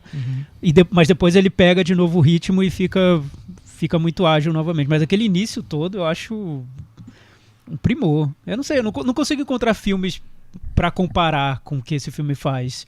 Porque nesse período todo, desde que ele foi lançado, o que a gente vê no cinema mundial, tirando Hollywood, os cineastas se influenciam por Hollywood, porque não tem como não se influenciar, e tentam dar respostas a essa influência de alguma maneira. Então você vê muito filme policial, vê muito thriller, vê muito filme noir, vê muito suspense, ficção científica. Os gêneros que os americanos usam. Mas eu acho difícil essa resposta tão particular, uma subversão mesmo do gênero, usando todas as regras, mas mudando totalmente tudo. Porque é o gênero, mas ao mesmo tempo transformando quem é o famoso detentor do gênero, que seria o cinema americano, contra o próprio cinema americano. Então os americanos são os vilões do começo, mas volta a ser vilão em várias vezes, né? E é um vilão... Os militares estão sempre lá, sempre atrapalhando. É um vilão um pouco desengonçado, não, é um pouco cego mesmo. Parece que eles invadem sem saber muito pra quê. Parece? Não, no filme, dentro da estrutura do filme. E na vida. Na vida também. Mas parece que é um invasor que tá parasitando sem porquê. Parasite, olha aí uma muito, muito automático. Que eu acho que o filme saca de um jeito muito bem. De um jeito muito preciso. Tem referência à Guerra do Vietnã, com a história do agente, no caso é um agente amarelo, que é um gás que os americanos levam, é uma referência ao agente laranja. A história do Iraque, de uma invasão que eles justificam como... eles dizem que tem um vírus que vai atacar e matar todo mundo, esse vírus na verdade não existe e é uma justificativa para invadir, enfim. Tem vários pontos ali políticos. Inclusive, tirando a parte do monstro, a parte do rio infectado e do vírus, é tudo algo que ocorreu realmente na Coreia. Ele saiu dessa ideia para criar o monstro e contar a história. Eu gosto da parte toda essa de como a família se une, essa família toda fragmentada acaba se unindo em prol da menina. Mas, gente, eu detesto a comédia. E essa cena que o Chico adora, eu queria desligar, pular. Eu acho um horror essa mistura de comédia pastelão com melodrama exagerado. Nossa, eu adorei. As duas vezes que eu vi, eu queria morrer. Dessa vez. Você riu dessa vez? Eu ri eu muito. Aquela Também. família que chora, berra e se abraça e cai. E de novo se abraça. Que coisa ridícula, gente. Não, é errado. Não é ridículo, Michel. É a vida. Muito ridículo aquilo. Paula, a gente tá... Quando eu vejo umas cenas assim, um filme oriental, eu fico pensando, será que é cultural ou sou eu que não tô entendendo? Porque eu acho que é cultural. Eu tenho um estranhamento bem forte também. Porque eles não são assim. Ali, mas o cinema coreano gosta muito de fazer isso, essa coisa melodrama exagerada. Eu acho que eles querem, eles são tão introspectivos nos sentimentos que no cinema eles fazem o oposto. Mas em comédia japonesa a gente encontra isso também. Os japoneses também não são assim, quer dizer, isso é isso que eu tenho. Que eles querem fazer. Nós somos tão contidos que vamos fazer algo exagerado. As pessoas se escorregam como se estivessem passando, sei lá, giló nelas, assim, escorregando uma pela outra, e rindo, e cai, e levanta, e um tropeça no outro. Que cena Passando ridícula. Giló nelas. Giló, você tá querendo dizer gel, né? Mas eu vi nesse filme algo mais consciente no humor. Porque nos filmes do Johnny To, a gente já comentou sobre isso, que parece que o humor tá um pouco... A gente não consegue captar que tá num tom diferente, numa frequência diferente. Nesse eu acho que ele quis fazer humor mesmo. O personagem, o policial que tá andando e de repente tropeça, é o humor, né? Eu não vi como algo por acaso, algo incidental. Eu acho horrível essas coisas. Eu acho maravilhoso. Inclusive, eu podia ser coreano, porque eu tropeço o tempo inteiro. Gente. Então, enfim... Muito bom. Paula, a gente tá falando sobre o hospedeiro. No filme novo dele, você nota algo disso que a gente tá comentando? Tem alguma semelhança com o que a gente levantou? Não, ele até tem de comédia, vocês querem... De tudo que a gente falou agora aqui. Não, tem tudo a ver a família.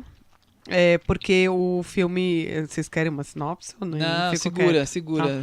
Mas tem isso da família também, que é bem maluca e socialmente, inclusive... o filme... deixa eu só contar o comecinho. Conta. Ele começa com eles na casa deles, que é um lugar meio no subsolo, assim, tentando roubar o Wi-Fi das casas, assim, sabe? Muito bom. E é muito legal Já essa adorei, cena, adorei. Muito maravilhoso. E eles têm uma relação bem bonita, assim, entre eles, mas também é uma coisa bem maluca. Desajustada. Eles são duas famílias, né, no filme novo, então Também, as duas famílias são unidas e bem loucas, cada uma ao seu modo, assim. Mas o filme não tem tanto esse tipo de comédia aí que o Michel... Mais Que física. bom, que bom. Não, ele não tem. Já nem ganhou 2 física pontos e a mais nem- comigo. Ele tem umas coisas engraçadas, assim, mas ele é muito mais social do que a comédia, assim. Não tem tanto. Pelo menos eu não lembro de ter dado risada, assim. Talvez ele tivesse tentado, mas E não me- te conquistou, me assim. conquistou. Mas eu achei uma obra-prima, assim, é maravilhoso. Incrível. Muito bem. Algo mais pra gente acrescentar sobre o hospedeiro ou vamos encerrando? Não sei, o Hospedeiro tá na Netflix, então assistam, porque é um filme que vale muito a pena ser visto, né, que vocês vejam, porque eu acho um filme bem especial. O Michel não acha, mas eu acho. Eu acho especial, tirando essas partes de comédia Eu acho o pastelão. Mother mais especial do que o Hospedeiro. E é um outro filme que lida com família, né? É. Literalmente, é mãe, né? Eu gosto bastante do Mother também. Tem algumas coisas que, pra mim, não me incomodam, assim, mas me deixam ele um pouco. Eu precisava menos rever interessante os pra mim. dois, porque diferente de vocês, eu não vi nenhum. Eu vi só na época. Mas o Mother me emocionou muito. Eu lembro que tem aquela cena dela dançando, né? Que é no final. É a Que cena é mais uma bonita das do coisas filme. mais É, lindas que já lindíssimo, é. fizeram, eu acho. É assim. lindíssima É essa uma das cena. coisas mais lindas. E a atriz é maravilhosa nesse filme. Aliás, o menino também é ótimo, né? No Mother. Eu adoro o filme. Acho muito bom. Muito bem. Encerramos por aqui. Thiago, você tem mais algo a acrescentar sobre o hospedeiro? Vamos então falar sobre o histórico do Brasil no Festival de Cannes. A Paulinha, que já esteve lá 2 vezes, vai poder nos ajudar. Ixi, não, vocês sabem mais história do Ah, que eu. Cannes que começou em 1946, acho que é a 72ª edição. teve alguns anos que não rolou o festival. No finalzinho dos anos 40 ali, mais ou menos. Não, acho que época. 60, não? Não, 40 e alguma coisa. Ah, é? Época de Segunda Guerra, por ali. No total, são considerados só na competição 32 filmes brasileiros que passaram. Fora 4 que eu não sei se a gente pode considerar como brasileiro. Um a gente já falou agora aqui, que é o Traidor, o filme do Belocchio, que tem, como você falou, Mas considera, sim. uma participação porcentagem, brasileira. né? O On The Road, do Walter Salles, porque por mais que seja do diretor brasileiro, é todo feito nos Estados Unidos, né? O Ensaio sobre a Cegueira e o Diário de Motocicleta. Então são filmes que eu... E o Chuva, a cantoria, você considera? Mas não é mas da é só da competição. competição. Não é da competição. Ah, tá. Mas tem esses 4 filmes e mais 32 que são filmes que competiram. O primeiro filme brasileiro que competiu em Cannes foi em 1949, chamado Sertão, do diretor João Martim. E eu não vou falar todos, quem quiser no Wikipedia vai ter a lista completa, mas eu tentei dividir ele por décadas para mostrar o quanto que épocas o Brasil foi mais presente na competição. Então, nos anos 40 foi só essa vez. Nos anos 60 teve 9 filmes, então praticamente quase todos os anos teve um filme competindo. E 60 foi o ano, né, foi a década em que o Brasil ganhou a única Palma de Ouro Isso, que tem, que eu é o pulei- Pagador de Promessas. Depois dos anos 50, desculpa. Os anos 50 teve 7 filmes, então também foi quase todos os anos. 60, como eu falei, 9. Os anos 70 já diminuiu para 5. Nos anos 80 foram 4 filmes. Nos anos 90 só teve um filme brasileiro que competiu em Cannes. Zoou Embrafilme. Exatamente. Zoou. Nos anos 2000 ali teve 5 filmes, considerando que 2 são esses que eu falei que meio brasileiro, meio de fora. E agora na última década foram 4 filmes também com 2 e mais 2. Então, Quais são das últimas décadas? Aquários, Bacurau. On the Road e O Traidor. Nossa, nem exatamente. sei que filme é esse, Underworld. O Na On the Estrada, Road. do Walter Salles. Ah, Na tá. estrada. Baseado no Jacques Kerouac. Ah, esse não é brasileiro. Eu também não acho. Também não sei o que é que ele tá brasileiro aqui.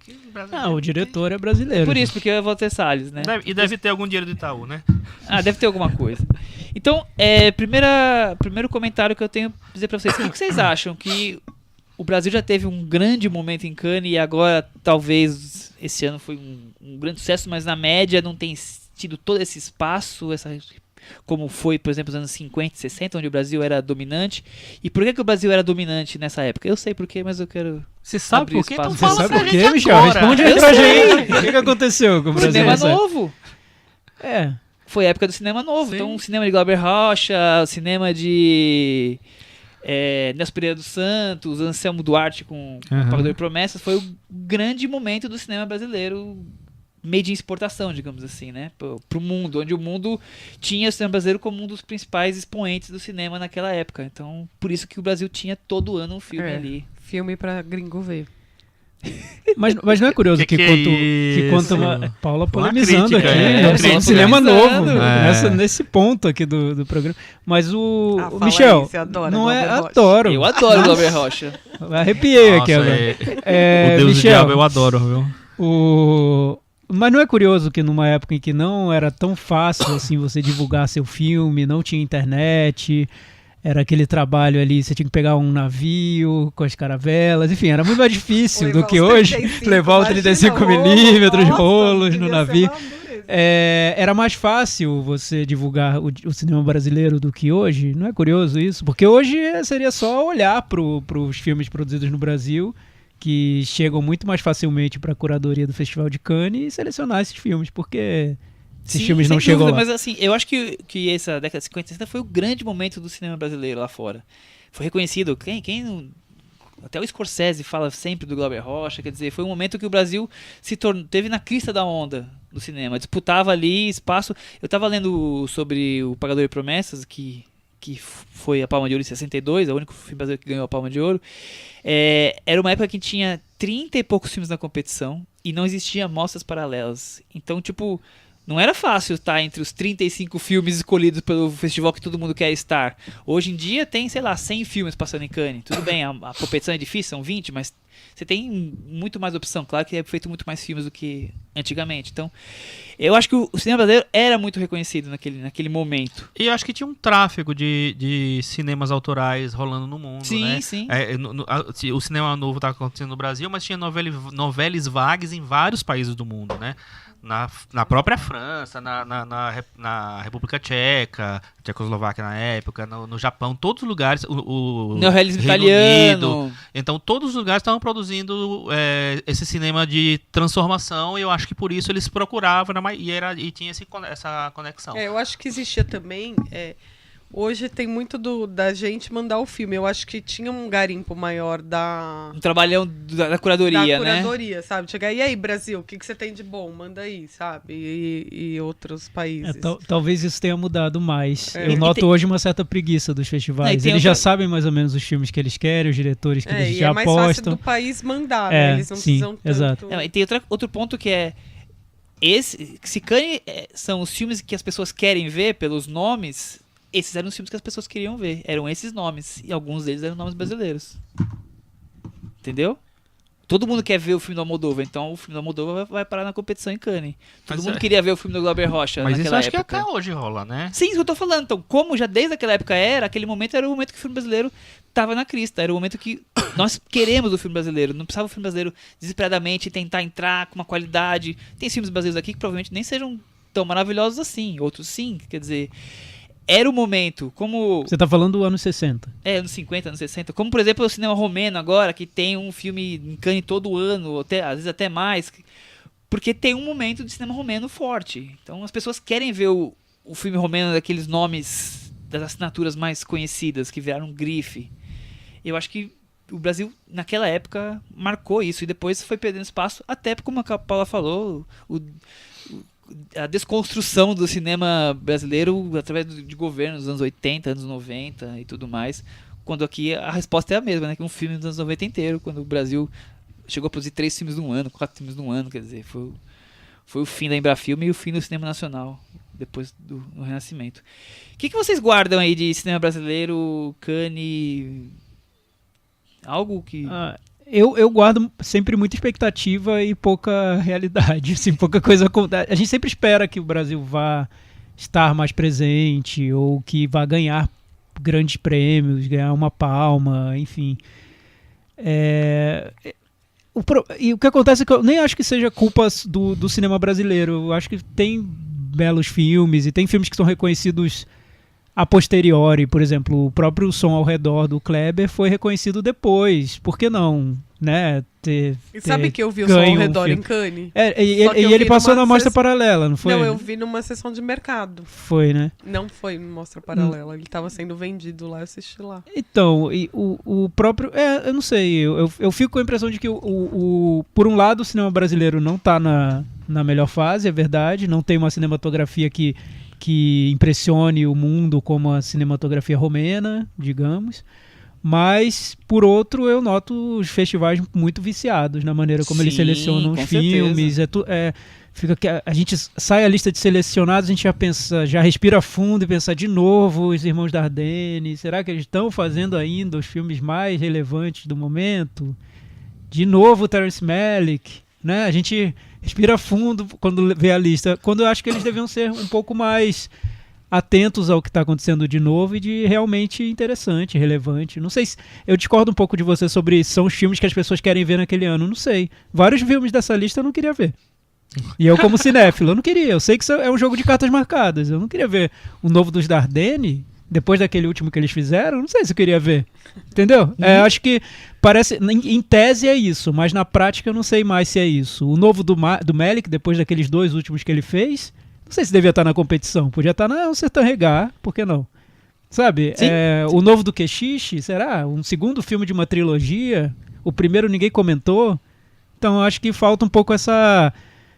fazer a autocrítica, digamos, dos festivais. Eu acho também que a seleção de Cannes perdeu um pouco a mão em relação ao cinema brasileiro, porque se eles pegavam, você vê a lista dos anos 60, é Dragão da Maldade, Terra em Transe, Noite Vazia, Deus e Diabo, Hora e a Veja Augusto Matraga, eram todos grandes filmes daqueles anos e tal. Quando você pega dos anos 80 para 80, 90, aí ele vem com uns filmes nada a ver, sabe? Tipo assim, Um Trem para as Estrelas do Cacá Diegues, Estorvo do Rui Guerra, Carandiru. O que esses filmes têm de especial? Para poder... Então, eles tinham de especial o pedigree do produtor diretor. Que tinha tráfego no Festival de Cannes. Provavelmente. Tinha trânsito no Festival de Cannes. O Walter Salles teve 3 filmes indicados, assim. Aí você pensa, é Central do Brasil? Não, Central do Brasil estava em Berlim, né?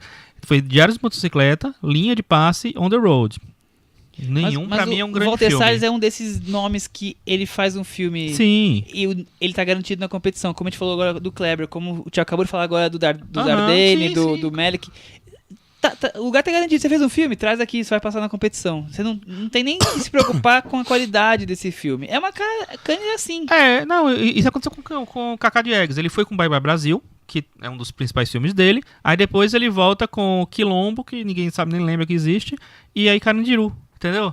Então, e o Grande Circo Místico, que passou ano passado. E o Grande Circo Místico. Exatamente. É verdade. Fora de competição. Mas fora de competição, né? Mas o que a gente vê, o resultado disso é que vários filmes muito importantes dos anos são lançados fora da competição. O caso desse ano, o Lighthouse, né, que foi um filme super comentado.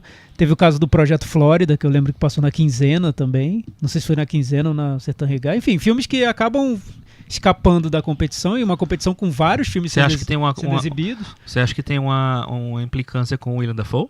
Possível.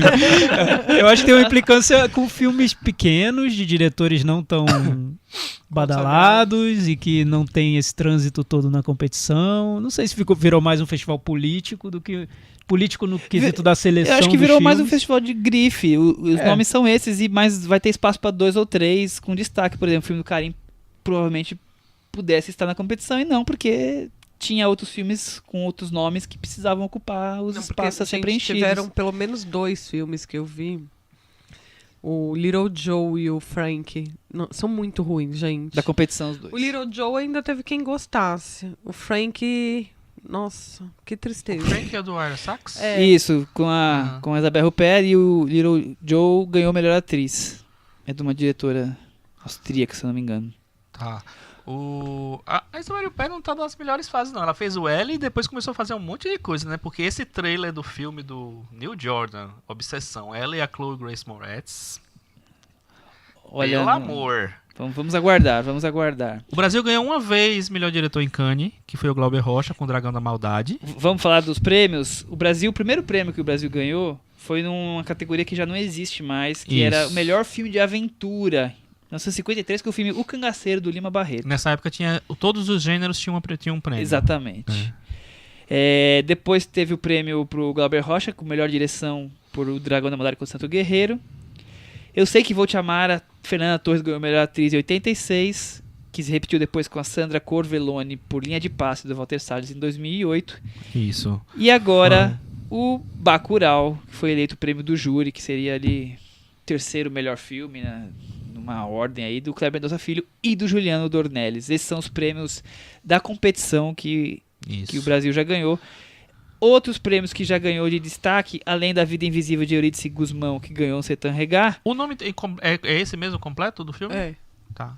podemos falar que Terra em Transe ganhou o prêmio da crítica no FIPRESS. Ganhou 2 vezes o prêmio da crítica. O Memórias do Cárcere e do Nelson Pereira dos Santos também. E Exatamente. o Chuva, a Cantoria na Aldeia dos Mortos, ano passado, ganhou o prêmio do júri também. Do júri, exatamente. Não Sertã Sertã Regar. Regar. É. Rodrigo Santoro ganhou o prêmio de melhor revelação por Carandiru. Eu não sei que prêmio é esse. Eu acho que tem umas. Não, são prêmios já paralelos, eles não É. são considerados os prêmios da competição, exatamente.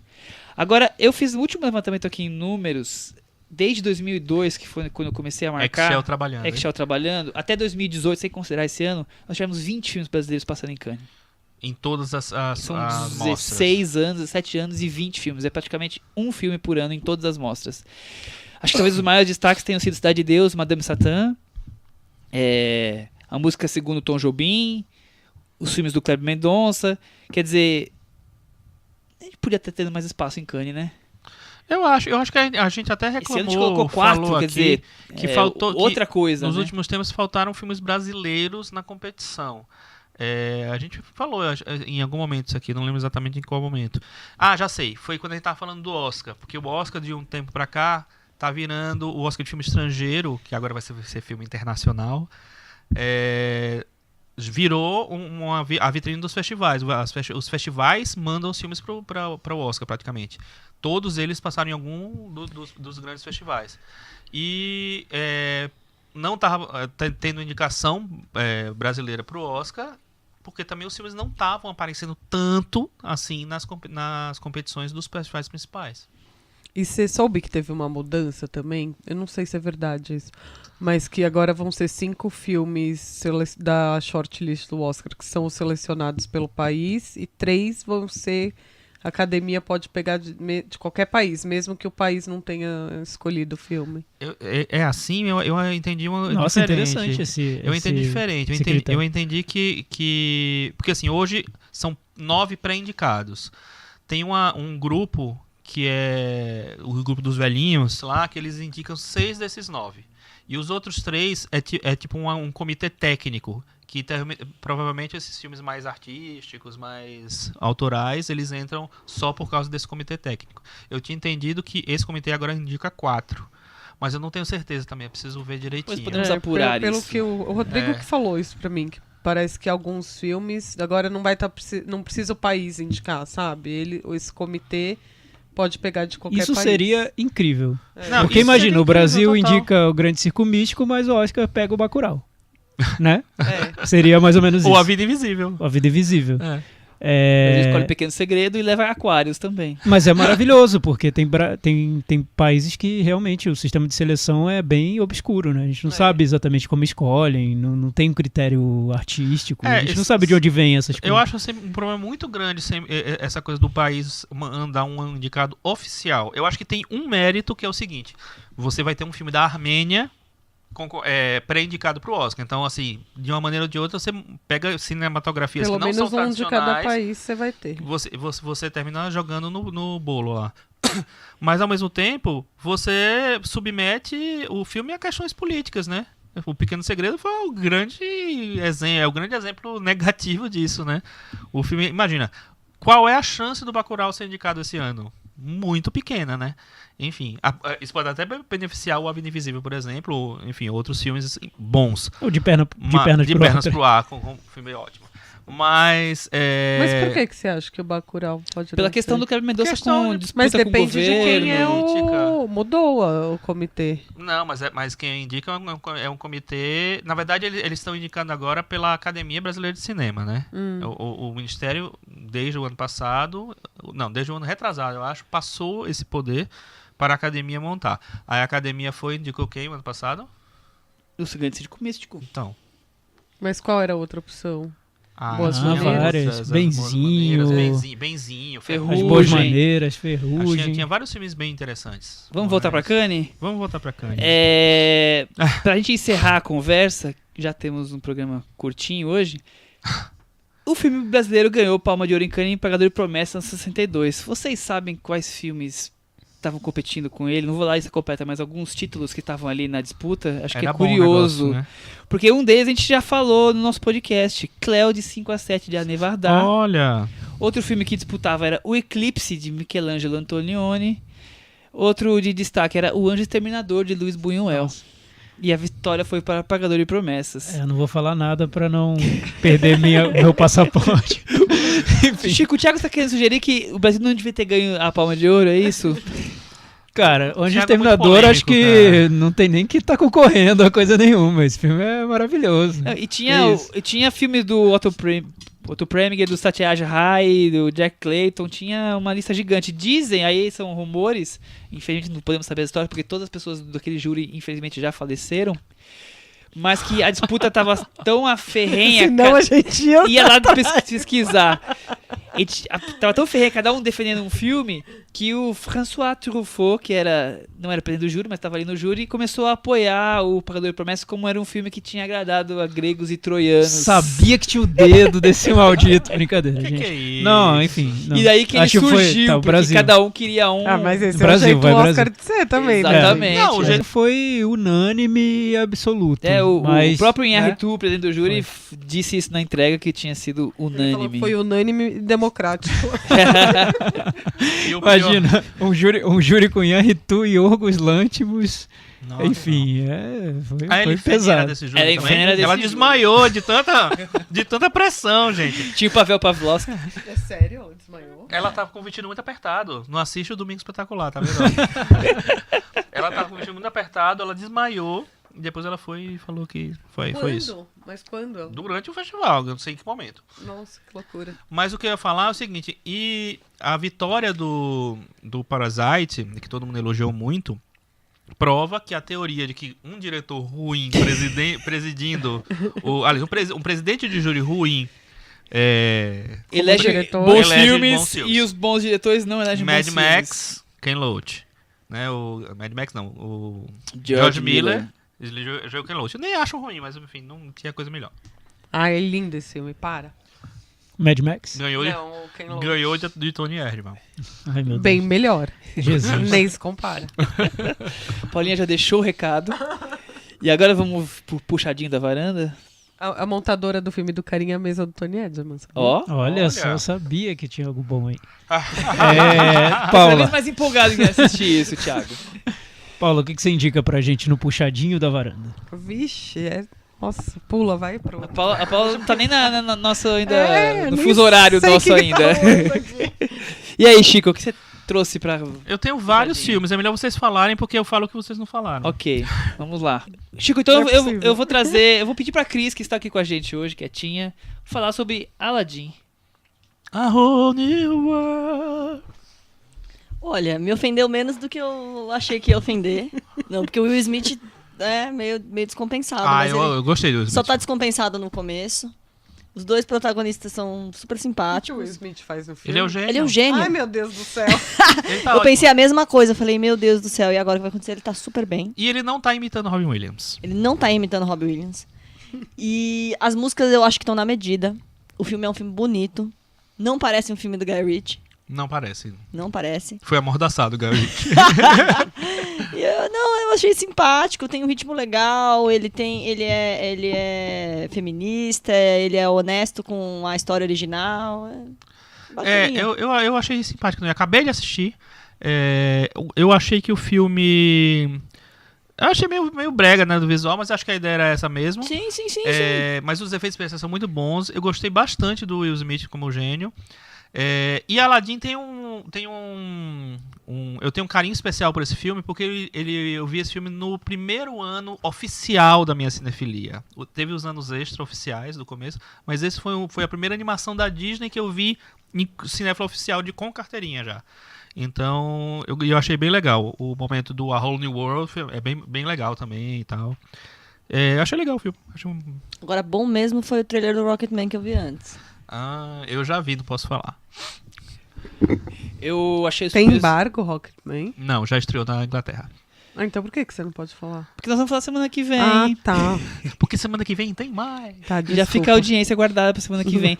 Eu achei os meus 15 minutos um pouco acelerado demais a edição. parecia que o Guy Ritchie tava colocando a marca dele ali, mas depois acho que podaram e ficou... Mas é porque é uma sequência de ação, acho que tem... Talvez. Não, mas os 15 minutos inteiros, assim, Entendi, as entendi. falas, eu achei que tava meio aceleradinho, depois ele entra num ritmo, mas eu achei os dois personagens, os atores meio fracos, principalmente o Aladdin. Eu achei ele Aladdin simpático. não, Aladdin é como a Cris o falou. menino, é o Aladdin, sim. O Aladdin e a Jasmine. E a Jasmine, eu não... A Jasmine eu achei... Eu achei o quê, boazinha. Jasmine? Aladdin é Aladdin bem fraco. Mas eu achei interessante que eles pegaram, fora o Will Smith, e tem um ator americano que eu esqueci o nome dele, agora não vou lembrar, que faz o outro príncipe. É um elenco muito de asiáticos, né? De asiáticos não orientais, do Oriente, Extremo Oriente. Mas asiáticos de Índia, daqueles países lá do Oriente Médio. Então acho que eles tentaram ser mais fiéis àquele universo. Eu achei bem interessante, porque é um elenco que só tem o Will Smith de astro. Sim. Eu fui no cinema assistir A Grande Dama do Cinema, filme de Juan José Campanella, diretor de... O Filho da Noiva, O Segredo dos Seus Olhos. Exatamente, eu fiz isso. Eu como sou um cinéfilo dedicado, eu soube que o filme era um remake de um filme clássico argentino e eu fui assistir Los Muchachos que antes não usavam arsênico. Olha que Nossa, título maravilhoso. Os muchachos que antes não usavam arsênico. Exatamente. O filme clássico é uma comédia de humor negro sobre uma grande dama do cinema, como se fosse Crepúsculo dos Deuses, que mora numa mansão e mora com 3 homens, um é o marido e outros 2 amigos que acabaram ficando e ficam vivendo naquela casa. E um dia ela resolve vender a casa e se mudar junto com o marido. E os 3 não querem que isso aconteça. E aí tem uma outra personagem feminina que entra na história que é a vendedora, que vai ser a corretora, e elas se unem contra os 3 homens e tem um joguinho ali de sei lá, um puxar o tapete do outro até a história se desenrolar. Nesse, o Campanella traz toda essa roupagem de cinema melodramático que ele tem, coisa grandiosa. Eu gosto dessa roupagem como ele traz, mas ele muda bastante a história. Ele tenta fazer uma homenagem ainda maior ao cinema. Então, além de ser a grande dama do cinema, que os amigos que moram junto, um é o diretor dos filmes dela, outro é o roteirista dos filmes dela, então traz algo maior que isso. E além de ter a corretora, tem também um corretor, então tem 2 personagens ali invadindo aquela casa. E aí o filme não funciona tão bem quanto o anterior. Eu acho que ele tem mais plot twists do que o outro. O outro era muito mais puro, mais ingênuo nas relações. As pessoas são mais maquiavélicas, então não me agradou tanto quanto o clássico. Então, Juan José Campanella, segundo filme que na sequência que não foi tão bem, porque o Match Go também não rolou, né? Aquela animação de futebol. ver. Eu também, agora eu fiquei curioso. Ele é pomposo, ele é bem pomposo, mas depois ele vai se apertando. Não funcionou a sua recomendação, que eu fiquei com vontade de ver. Brincadeira. Rapidinho. Vi o novo Hellboy, achei uma porcaria, muito ruim. Eu não sei pra que refilmaram esse filme, eu acho que ficou ridículo. O filme do Guillermo del Toro, até eu acho que tem altos e baixos e tal, eu gosto. Mas eu acho que não tem nem comparação. Muito melhor, o segundo também melhor. Então, pra que fazer esse filme de novo? E é um filme do Neil Marshall, que fez um filme que eu adoro, que é O Abismo do Medo, que é aquele filme das mulheres espeleólogas que ficam presas na caverna e acontecem coisas de outro mundo. Mas o Hellboy novo, não recomendo. Tchau, beijo, tchau. Outro filme que eu assisti que eu achei bem interessante, eu fui só porque eu achei a premissa legal, e a premissa realmente talvez seja a melhor coisa do filme, é o Brightburn, Filho das Trevas, que é um filme de terror, um diretor super indie e tal, tem uma produção do James Gunn, e é basicamente o que aconteceria se o Superman fosse do mal. Então tem toda aquela mitologia da chegada do Superman para a Terra, da adoção, do não sei o que lá, só que ele não é o filho de Krypton que vai salvar a humanidade, ele é uma peste. Então o roteiro é meio fraco, a direção também não é essas coisas todas, mas o filme consegue ter imagens muito interessantes e em vários momentos ele é instigante, principalmente para quem lê quadrinhos. E por último, eu vi também o brasileiro Inferninho, que é do Guto Parente, eu esqueci o nome do outro diretor, desculpa, que eu achei muito, muito legal. Pedro Diógenes. Pedro Diógenes, isso. Eu faço assessoria do filme. Você faz? Olha só, tá vendo? Tá cheio de filmes da Paula aqui. Assim. É bom o filme, Paula? É bom, é bem Eu bom. gostei muito do filme, eu achei muito legal. Um filme que passa basicamente num cenário único, que é um bar, que fica meio num porão, numa coisa assim. Que tem uma personagem que eu não sei se é trans ela, ou se ela é trans, né? Que é a protagonista. E tem um clima meio de artifício, uma coisa meio artificial que tá acontecendo ali, mas ao mesmo tempo fala das voltas da vida. É um filme que eu achei uma delícia, é um filme pequeno, bonito. E é um filme que talvez seja o mais carinhoso de todos os filmes do Alumbramento, que é o grupo de cineastas. Esse filme não é mais do Alumbramento. Não é mais do Alumbramento, Não, é o né? primeiro filme depois que eles se separaram. Pós-Alumbramento. O Alumbramento acabou. Ah, entendi. Então tem uma diferença mesmo ali de tom. Que são dois diretores da Alumbramento, mas eles não fazem. Muito bem. O filme tá no... Mas o Doce Amianto também é carinhoso. Mas o Doce Amianto é mais radical. Esse é mais fofo. Apesar de ser um fofo bem tem diferente. Tem um personagem do coelho que é muito maravilhoso. legal. Tem um coelho, tem uma pessoa louca lá também que limpa o chão. Enfim. Vale muito a pena ver esse filme. Inferninho. Vamos pro aquele momento agora, então? Cantinho do Ouvinte. Com o Thiago Faria. Cantinho do Ouvinte, comentários no blog cinemanavaranda.com. Hoje eu vou rapidinho. Tem comentários bem legais lá sobre o Keanu Reeves e sobre John Wick, os temas da semana passada. Eu vou ler só um, porque o nosso tempo já tá estouradíssimo aqui, né? Tá. O André de Lima, ele contou um caos aqui bem legal. Ele falou o seguinte: lá por meados de 2004, eu estava andando meio bêbado pela Avenida Paulista, quando uma garota da MTV Adoramos esses relatos. pediu para me entrevistar. E as perguntas seriam surpresas, só seriam reveladas quando ela ligasse a câmera. A última pergunta era para eu falar algo que eu repudiava, e eu só consegui responder: o Keanu Reeves. Pois ele estragou o Drácula. Ele é muito ruim. Eu havia acabado de ler o livro do Bram Stoker e fiquei muito decepcionado que toda vez que imaginava o personagem do Jonathan, vinha o Keanu Reeves na cabeça. É terrível isso, eu sei. Eu gosto muito do livro do Bram Stoker e é terrível você ter o personagem, o ator na cabeça. Complicou. E eu queria tanto construir uma imagem mais expressiva para o personagem, melhorar as cenas mentalmente, mas sempre vinha aquele ator apático e inexpressivo. Essa entrevista reprisou tantas vezes que todos que me conheciam diziam: nossa, te vi na MTV xingando o Keanu Reeves. Eu acho que fui o único hater do Keanu Reeves, mesmo sem ter tido a intenção. Olha que coisa. Não, acho que tem haters. Tem? Não sei se tem tantos haters. Porque o Keanu Reeves, a gente sabe que ele não é muito bom, mas ele é uma figura. A gente falou sobre isso no programa, né? Ele é André, então... carismático.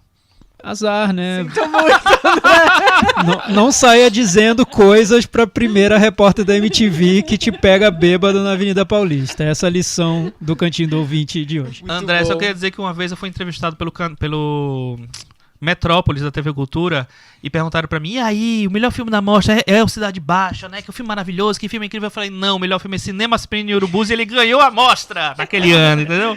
Chico Vidente. Sensacional. E a equipe da Cidade Baixa nunca mais falou contigo, né? Nunca mais. Eu gosto também. Eu não posso deixar de trazer um comentário do Twitter, que na verdade é uma rápida pergunta. O Carlos Potiguar perguntou: quem é o melhor cineasta sul-coreano? Bong Joon-ho, Kim Ki-duk, Park Chan-wook, Lee Chan-dong, Hong Sang-soo.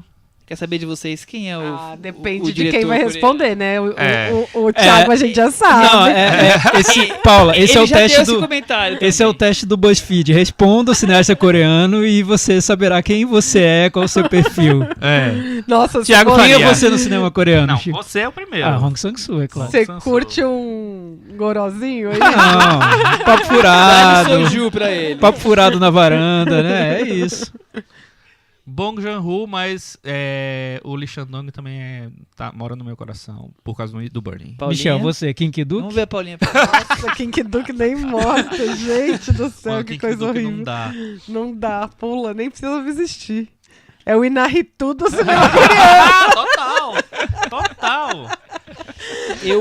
Eu amo um filme do Kim Ki-duk, mas é um filme Qual? do Kim Ki-duk. Eu Casa gosto Vazia. desse também, eu gosto. Eu Casa acho Vazia, ok. lindo. Eu gosto desse. Eu queria rever porque eu queria não gostar de nenhum filme do King Duk. Eu já vi mas 2 vezes, eu acho lindo.